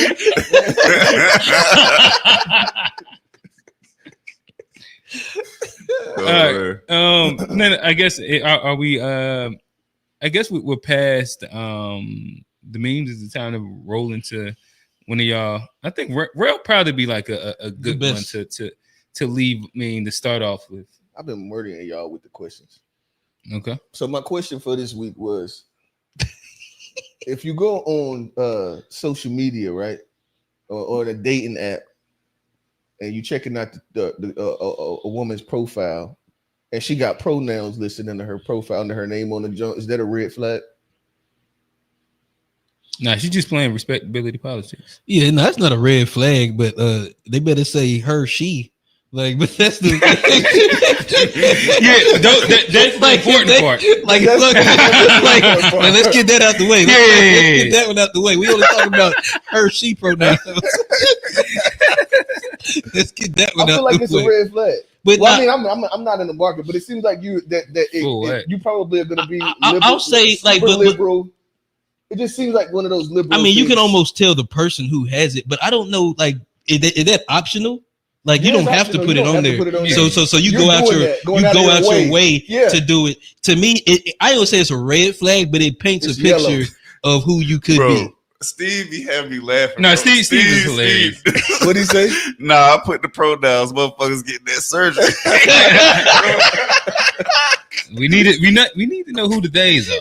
LTO Rocket. She said yes. But I guess as well, a piece of this goes to, would you date somebody that has like some liberal POVs? And to me, I wouldn't put it as like a red flag. Like if they were doing like a they, them, any of like the weird things, that's definitely then I think that's the issue. But like to me, and like generally speaking, it's not even a flag. It's just a no. No.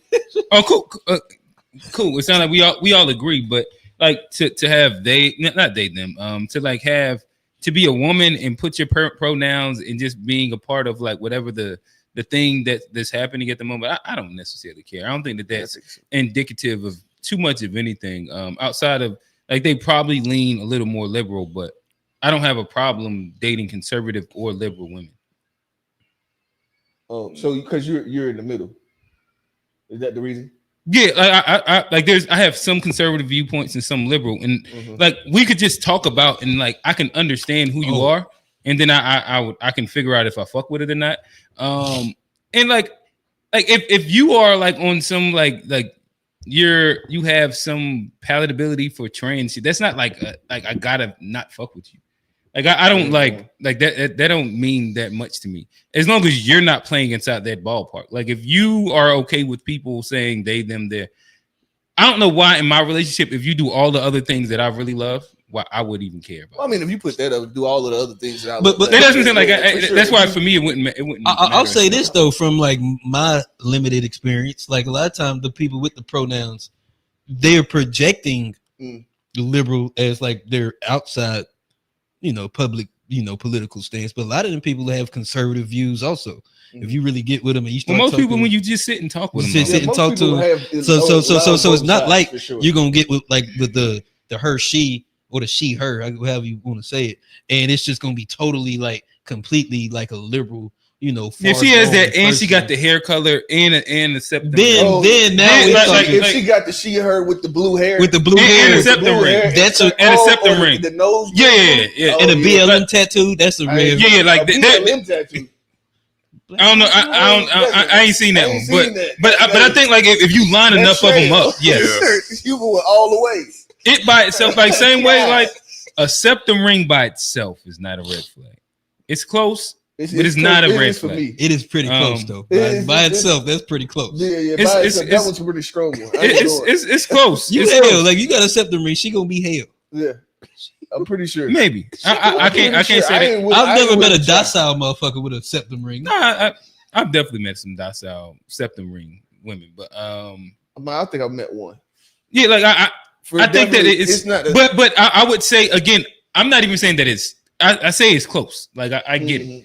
Because all you got to do is stack one more level on it. Yeah. If she's septum ring and that, then like you got enough to where now you got a positive. You know what I mean? Yeah, you qualified. But if she only got one out of three, it's a couple of them. Yeah. Something funny is I think like when I think about it, it's like,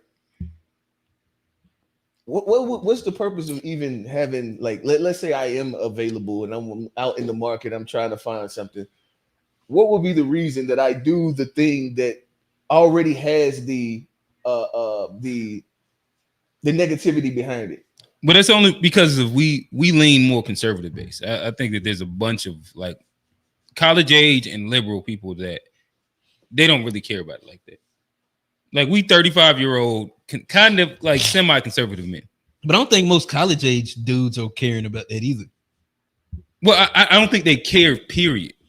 If the woman is doing it or not doing it. That's the point that I'm making. So why would they put it on a dating app if men don't care? Well, because of like that's just something naturally that like they're doing inside the environment. Like that, like that's what they're doing. That's what they're all doing. I don't think anybody cares about it outside of like the women that are putting it up there. No, conservative going out of your way to do it. No, because like so a 23-year-old man doesn't give a fuck if she put she her. That's the point that I'm making. Like they don't care. Like only people that care about is us 35-year-olds. That's because we try to be intentional now. Like, but right, and that's the point that I'm making. You ain't even really. It don't matter what you ain't got to get. As long as it don't say they. You ain't even. But we're 35-year-old kind of like semi-conservative men.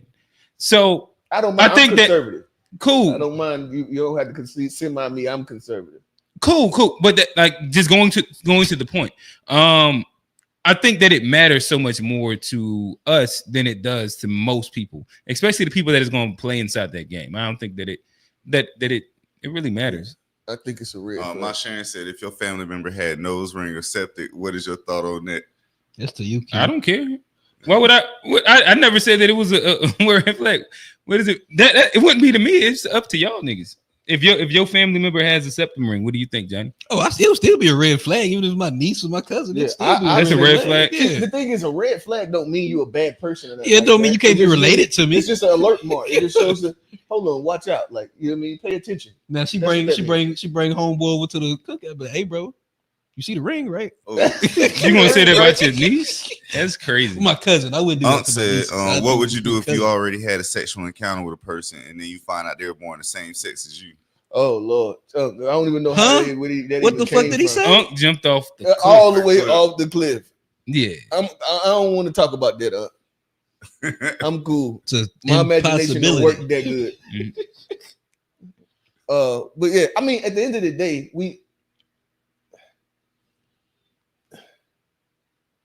I make generalized statements all the time. And certain people like I know that I've gotten people in my family that have watched the show and they fuck around and fit in a box that I done said some shit about. And my thing is that, hey, I make generalized statements. It don't mean you're a bad person. You know what I mean? And it's just certain when I see certain things, I group people into certain categories. and I do pretty well. So let me ask you this. So generally speaking, you if you were hypothetically on the date market, you wouldn't be interested in a liberal woman. I would probably be interested. It would be some more similar to it. You couldn't be completely liberal. You would have to be in the middle and have conservative views as well. What about a completely conservative woman? I don't know. I had to see what that looks like. I was about to say, do you think a liberal woman would be interested in you? Yeah, I think that liberal, as far as views like and typically, I think like men. I'm talking about as far as views. Is she gonna? Yeah. I think women in general like conservative men because they like the old adages and all that shit. We can say and act like they don't, but they even that whole protector provider thing. You're not gonna hear an average woman say that that's not what she's still looking for. They still want. They just adding more shit. Like I was saying yesterday on the pod. They're not like saying, oh yeah, you don't have to be a protector and a provider anymore because we've gotten to this place. They're not saying that. That's what niggas saying that shit. They just added some more shit to it. They want you to be more the mental, you know what I mean, the articulate and emotionally intelligent, and they just added shit. They ain't take shit away. I think generally women like a conservative, more conservative men, or at least men who like at least jump back and forth on it. I think they So a man who's more liberal, they wouldn't like him. I don't think so. They probably call them niggas soft simps and all that shit they be talking about. I think that beta shit, all that. My bad. Go ahead. Yeah, I think that typically opposites attract, and I think that fairly liberal women, they get their rocks off with conservative guys, and conservative guys. I mean, conservative women get their rocks off with liberal guys, and you can see that inside the way that so much shit happens off in the internet as well. Most of them conservative women, they cheat with liberal men or they date liberal men. Like it just ends up being its own thing. That's why the divorce rate's so high.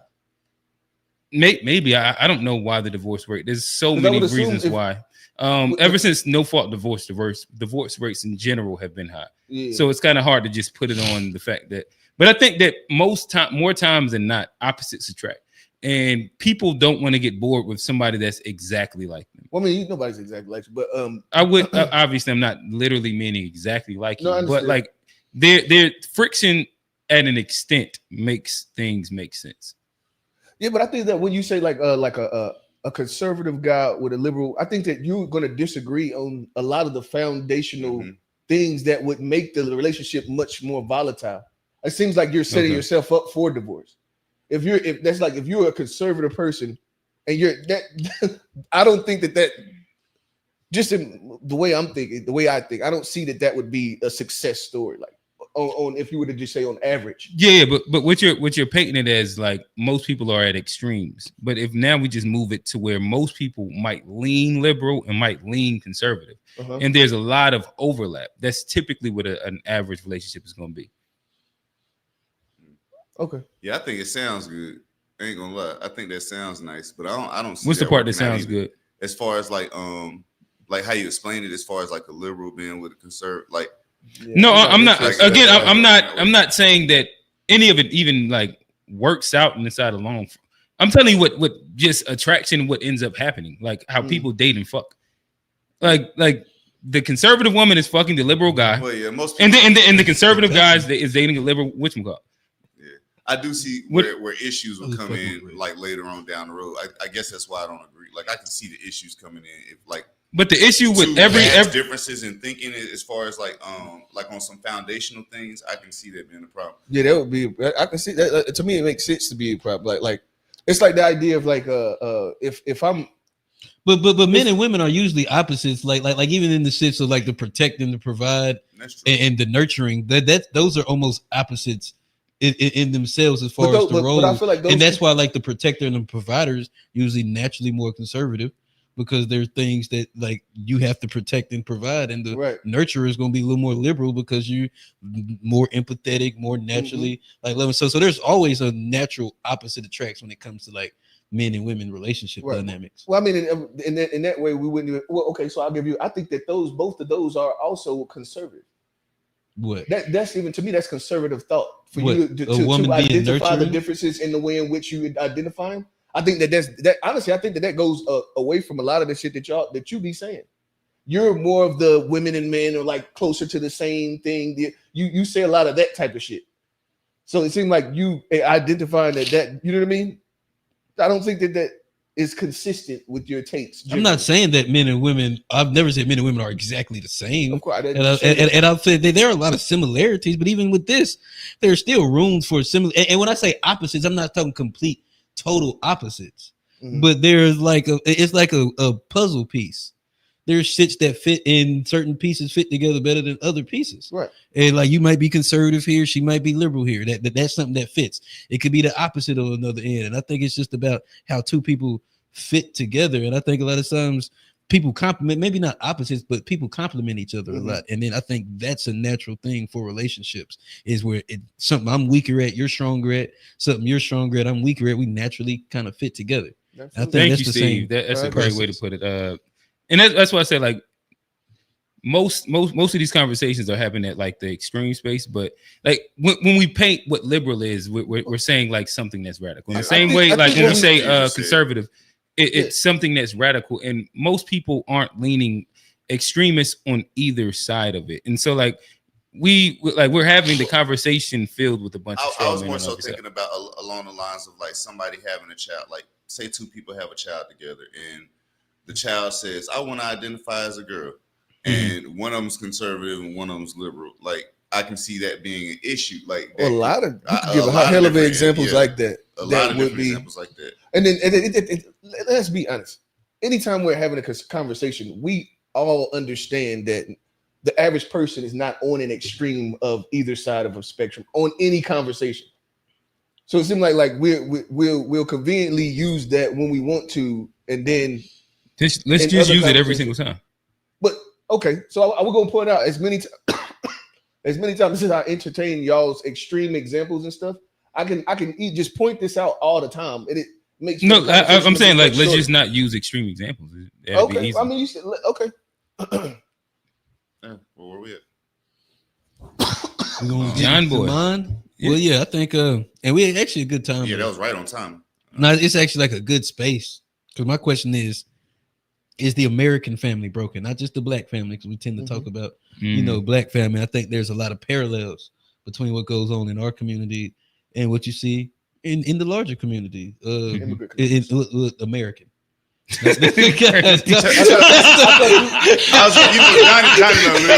I want to know more about this. This is what I've been wanting to talk about for a couple of weeks. That's why they tethering you on TikTok right there. They damn sure tethering the shit out you, Johnny. I'm talking about. Tell us what He going said on in America. He communities. said, I'm talking about America, but I mean, like even look at our president. And we said something about, we talking about broken families. The man's on his third wife. He got kids outside of that, and he's running our president. And like, would that not be symbolize a broken family? And the first family of our country is a broken family, and it shows. And then we can look at the divorce rates, even amongst white people. They're sky high, just like any other divorce rate. And what that leads to, mixed families. And that's another thing. So a lot of times we'll call black broken homes. On the white side, they don't use that terminology. It's down there. But they'll say mixed family to kind of lighten the load, to kind of to make it sound not as bad, but it's still the same thing. Yeah, I still call it both. You got stepdaddies, you got stepkids, you got mixed families. But we tend to demonize it when it's in our community, but when it's in the other community, they get a pass, and it doesn't necessarily seem to affect their generational wealth. And I thought that was what marriage was about, was being able to preserve generational wealth. And they moving in and out marriages still preserve the generational wealth. I think that we do the value that we have for marriage is different than what their value system is for it is. It's completely different. That's why their divorce rates are going to be different. Like my wife doesn't believe in divorce. Like she'll just say she doesn't believe in divorce. Like her family, that's just, you know what I mean, Eritrean, that's not what happens. That's some American shit. You know what I mean? They don't believe in, like, just think about to have that statement, don't believe in divorce. It's like, you know what I mean? We kind of want to give everybody all of the bad decisions you make. You always got to give some out for you. You always got to have an out. That's like the American way. You know what I mean? Motherfuckers, that's like, and fuck it, I say it. When we talk about like people like getting locked up, you committing crime, getting locked up.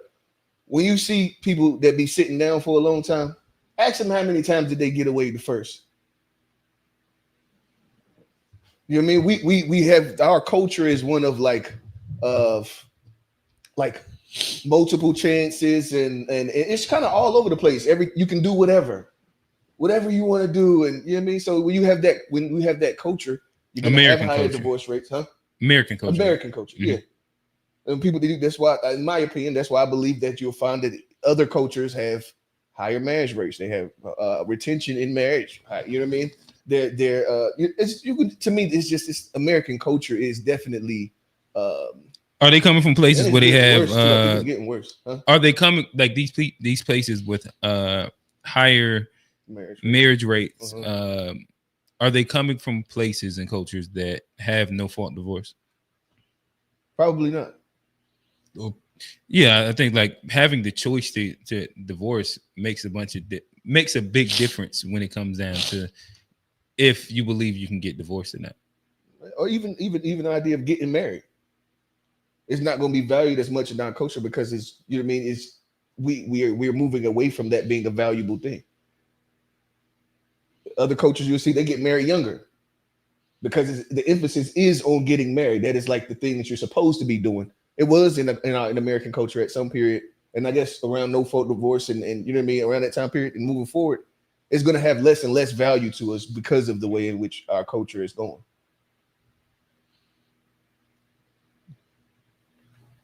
No, man. So I think it sounds like an American family is broken. Well, yeah, I think it is. Like it sounds like it's something that's not just a problem in our community, but it's a generalized thing that's like an American problem, which means we probably not the ones that's gonna solve it, or it's not gonna be something that's like we just probably need to focus on our families and keeping our shit together. But like the American ideal of what's like and the example they give us is a broken one, and a lot of even within the politics, what they show us is an example that's hard to replicate. All right, we got 9 minutes. I'll stretch this really quickly. So like one, are we basing? Let me see how I can frame this. All right, right now, a lot of times when we speak about immigrant cultures, we're speaking about third world cultures that are under, like, let's say Islamic rule and law where they can't do XYZ. You're talking about like a Asian dictatorship law where it's like they can't do certain specific things, right? So it's ingrained in their culture. Inside first world cultures, generally speaking, when we talk about whether you want to go to Europe, you want to go to the Netherlands, which we love to bring up inside like the socialist conversations and shit like that. Generally, first world speaking, is it just the fact that we haven't adjusted the family to what first world living and like the freedom of like movement that exists between all sexes actually is? I mean, maybe that's it. I mean, I don't know. Like, just to make sure I understand, your question is: have we not evolved our idea of marriage? Are we only looking at it like a fantasized version of what we believe marriage used to be when marriage had to be, and it has not adjusted to what the past 70 years has been? So marriage not supposed to be a forever thing. Well, it hasn't been the forever thing for the past 60 years. For the past 60 years, it hasn't. Right. It hasn't been, and that's not like. And again, like we're talking pure American culture. But like most people, and then get married, like when you look at like blended families for Caucasian America, that's his own thing. When you look at it's a bunch of different things. When we look at what the family structure looks like, that we denote to a time before people had specific freedoms to do otherwise. And if you judge something based off of that, I think it's a false comparison. No, I get you, but I will say this though: the idea of marriage is still based in the forever thing, to death do us part, for better or for worse. And there's a lot of things. So you're talking about marriage or family one? When you were talking family about marriage, I thought you were. Well, you use marriage as a thing, but I'm like, so as we're fleshing it out, this can also like because of when I spoke about it, I was kind of like branching it into a bunch of different things because of like the American story is a blended family, generally speaking. Like traditionally, you think that's like since the like for the past 60 years. Okay, true. Like that's what I'm like since no fault divorce. Before no fault divorce, then we having a different conversation. Okay, so the last 60, 70 years, you talking about blended families. Yeah, since no fault divorce. That's where I'm. And you saying that's the norm of America. I think like divorce rates speak to that. Yeah, it's got to be the norm. It's definitely the norm. Okay. But see, this is my. But hold on, let me ask my question though about like marriage. Well, then why is marriage when you go into a marriage if we know it's not a life sentence? We know it's something that like it's not a forever thing. Why is the emphasis when you're saying the vows about forever and death? Because you should want to do it forever. And putting all of that stuff in there. But I think that's where the misconception comes from, especially from like an unmarried person or somebody who hasn't been. You look at marriage as this thing that's supposed to be like glorified and like. But I think that grandeur is just. I want like it's and it should have the grandeur. I think that marriage is valuable, and I think that it's a thing that everybody should strive for. I also think that looking at something where previously when you got it, you knew that was the life sentence that you're talking about. In comparison to then looking at it when like you can do it, and then there's also an out. There's a bunch of different versions of outs. I think that the outcomes are naturally going to be different anyway. For sure. But I do think that it still should be looked at as a forever thing. That should be the goal. And it's 40% that's still doing it as a lifetime thing. In which I think that maybe we look at that as small, but that's still a decent amount. No, that's actually a great number. So you're saying 40% of marriages. Isn't it like 60-40 pretty much? Is it? That's what it's close to 60-40. Maybe might be like 57-63, but I think it's like if you round it, it's so like saying, but that's still a large. It's not most, but it's a lot. It's a lot. It's not most. It was a bit less than that, but still, I think that what we. And so we would say the family structure hasn't evolved. Okay, so outside of women working, what will be something that you think we haven't like? Well, you got. I guess you got to ask him. I don't know what he like. I didn't frame this question. He's talking about you. You said, what are you asking? Yeah. You were saying that we pretty much the idea is that we haven't updated our ideal. Updated idea of what the family structure should look like outside of women working. What else are you talking about? I think that we've updated the thing to the fact that women are going to work. I think that if we're looking at America's family being broken based off of just purely divorce rates, I think it'll be a misnomer if we're comparing that to Sharia law in countries that are coming from there and they're having higher divorce rates. I don't think that would be like an applicable way. Like Johnny, you gave like a great point where you said generational wealth is still getting passed down even through divorces. Right. So maybe that's not like specifically the metric if we're talking about like what we're viewing as family and then using that as a comparison to places that have higher divorce rates. Functional and dysfunctional families and how we can measure that, I'm open to see and discuss what that might look like. But I don't know if we only would put it at divorce rates. Same way, like I think that the Black community has been like fucked for years, but you can have a functional good family whose grandma is running the shit. Even though like that's a matriarchy and it's not like but I think that there's a bunch of different things that when we start like adjusting, to me, the norm inside like what's functional in the black family structure. Functionality versus like idealism, but like functionalism. Yeah, like what's worked and what's been like has had success. Again, I think that any way that we look at it, we would love for a 2-parent household. And yeah, like you would love a 2-parent household. You'll love it to be patriarchy inside, like a way where like there's man, woman, the hierarchy, kids, like the whole little thing, right? Like we would love that, but there's also a bunch of like situations in which it's set up to where that's not specifically what has worked, what is working. And then like when we speak about America, if we're saying America is the number one country, if we're talking about America as like this global power, and I don't know, I just think culture. Yeah. But and then now going back to see what I think that what we've done is like we've just continued to just continue to do the thing. It's not that like that's like the idea of like grandma running the family. it was just what we lived and what we were seeing a lot of, so we just kept doing the thing. You know what I mean? It's the idea that we're not identifying what.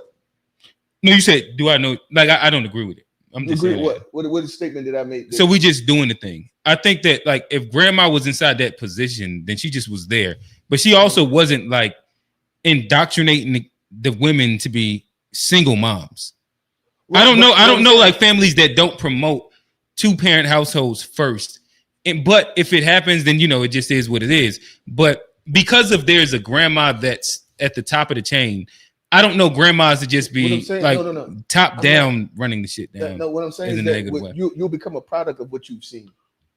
For most people.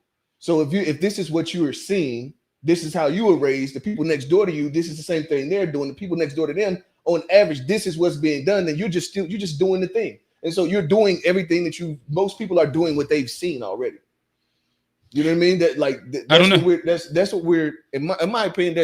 That's literally what we've been doing, and not identifying this as like, okay, this needs to stop. We need to stop doing this, and actually preaching the thing to make us get into a better to actually come up with a better result. But my thing is, continue to just do the thing, not having the conversation. But hold on, but not actually being intentional. But how long do you think the thing takes to happen? Because like I think like if you look generation to generation, I think the thing is happening that you're saying. Like as far as like men stepping up, men being better, like fathers and leaders of the family. I think if you look at our generation, the thing is happening. It might not happen like in 10 years because I mean it take a while for people to grow up, and like generations don't just happen in 5 years. Like you can start preaching the thing to these kids now. Mm-hmm. The results ain't gonna come for another 20, 25 years. It's still gonna be a while like for that thing to happen. But I think I think we're looking at our generation and what like we're doing is parents and doing. I think we're doing the needle is moving, right? And so there has to be something that has made the needle. And that's what I was just about to ask, because I didn't make the statement that we weren't getting better. That's what you're saying. I didn't make that statement. But let's ask this: What do you think is causing it? Because like there wasn't causing. Let's say for us to believe our generation is doing this grand job. What do you think actually? What's the thing that has made this seeing like not seeing seeing it? I think that but the thing is that I'm just asking the question. I get it. I didn't provide an answer at all, so I didn't ask. I got you. I'm trying to answer what you said.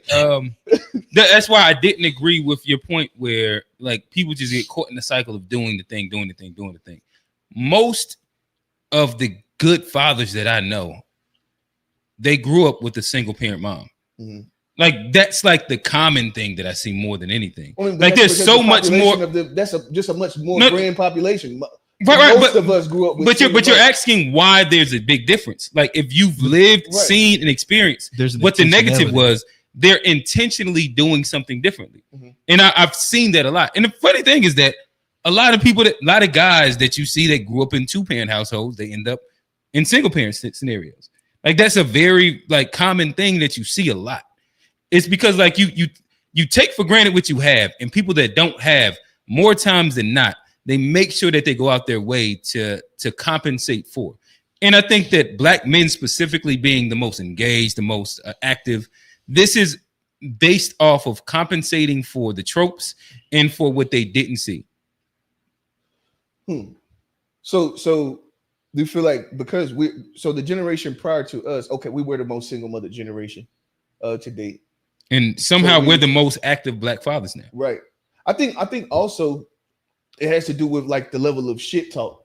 I think that we're also just wanting to be better than the man that we hear our mama talking shit about. That's the same, but that still goes to the exact same thing. I wasn't disagreeing. Okay, that was an aggressive agreement. Another statement. I was just making a statement. I didn't. Okay. No, keep going. I think that like that has a lot to do with like the fact that how we heard men talked about. You know what I mean? And also the experience. Like I remember like old heads supposed to be coming. Mom Duke say he coming. Mama don't show up. You've been waiting all day. You know what I mean? There was never a call or a conversation as to what happened. It just fucking, you know what I mean? You just waiting and then it just don't never happen. You know what I mean? So that was something that to me, it felt like you a liar. Even though I don't know the circumstance, you know what I mean? No matter what you even tell me the real, like the truth about what happened, you still can't make me not feel like that you were just telling lies. You see what I'm saying? You can't it's not, unless you was in the hospital. Like, you know what I mean? That'd be you had chronic health problem. Like that would have to be the only thing. And even still, yeah, that emotion that doesn't go away. But go ahead.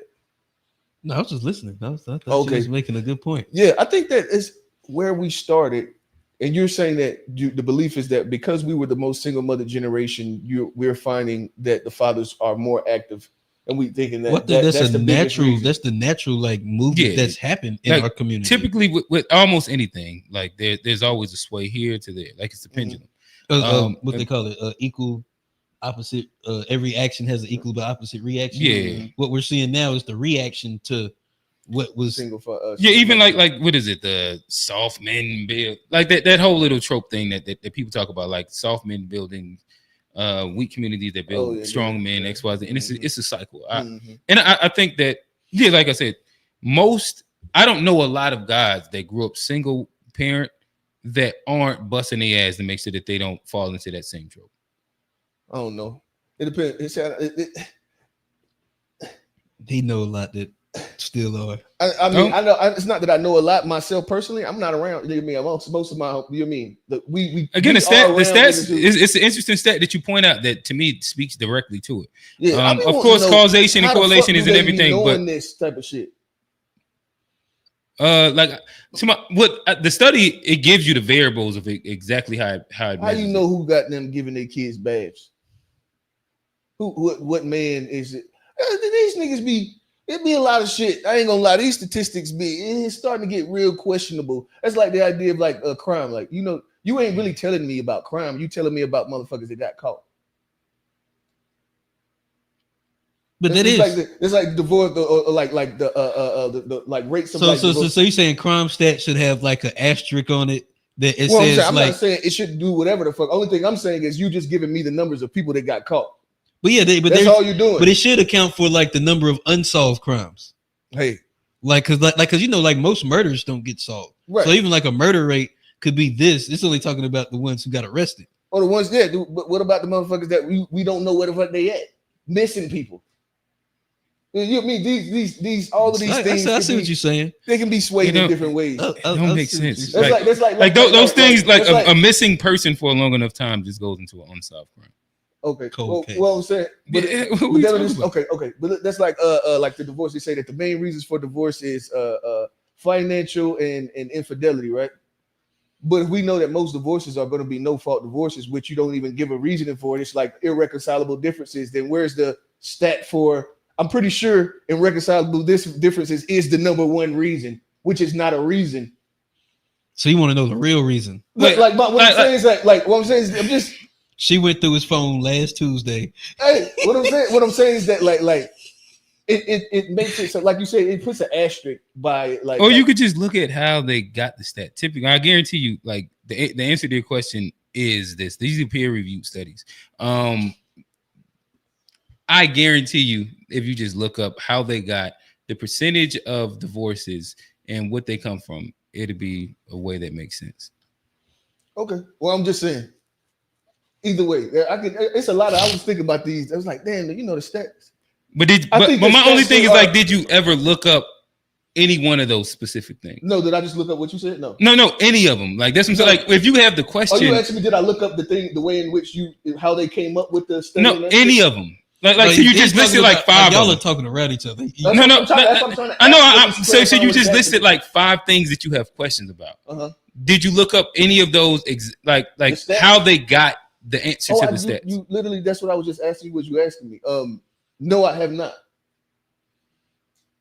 Yeah, but based on the stats, to me, it's like you use the stats to come up with theories.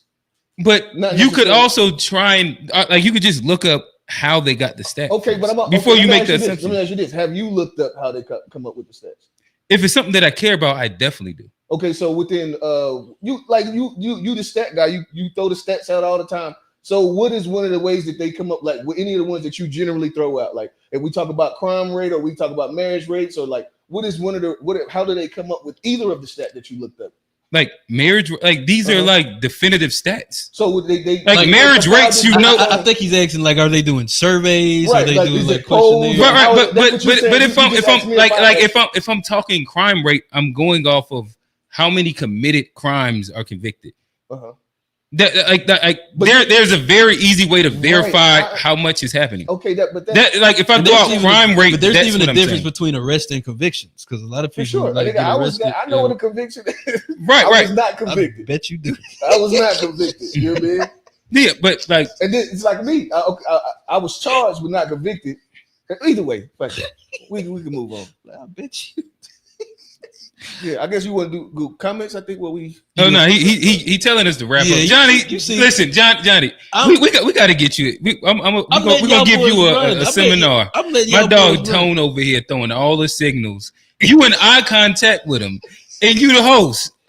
Wrap that shit up, nigga. I'm trying to get to a point with Rail, but we got there. My bad, Tone. Please forgive me. But this was the show. Appreciate y'all for tuning in. Y'all leave a comment below. Hit subscribe. Y'all catch us here Wednesday 9:30, Saturday 8:30. We'll be back here Sunday 6 p.m. Follow us on all social media at the To Be Fair Show. That's Facebook, Instagram, TikTok, Threads. I am your host Johnny P. Over here, Real. It's Q. And we out.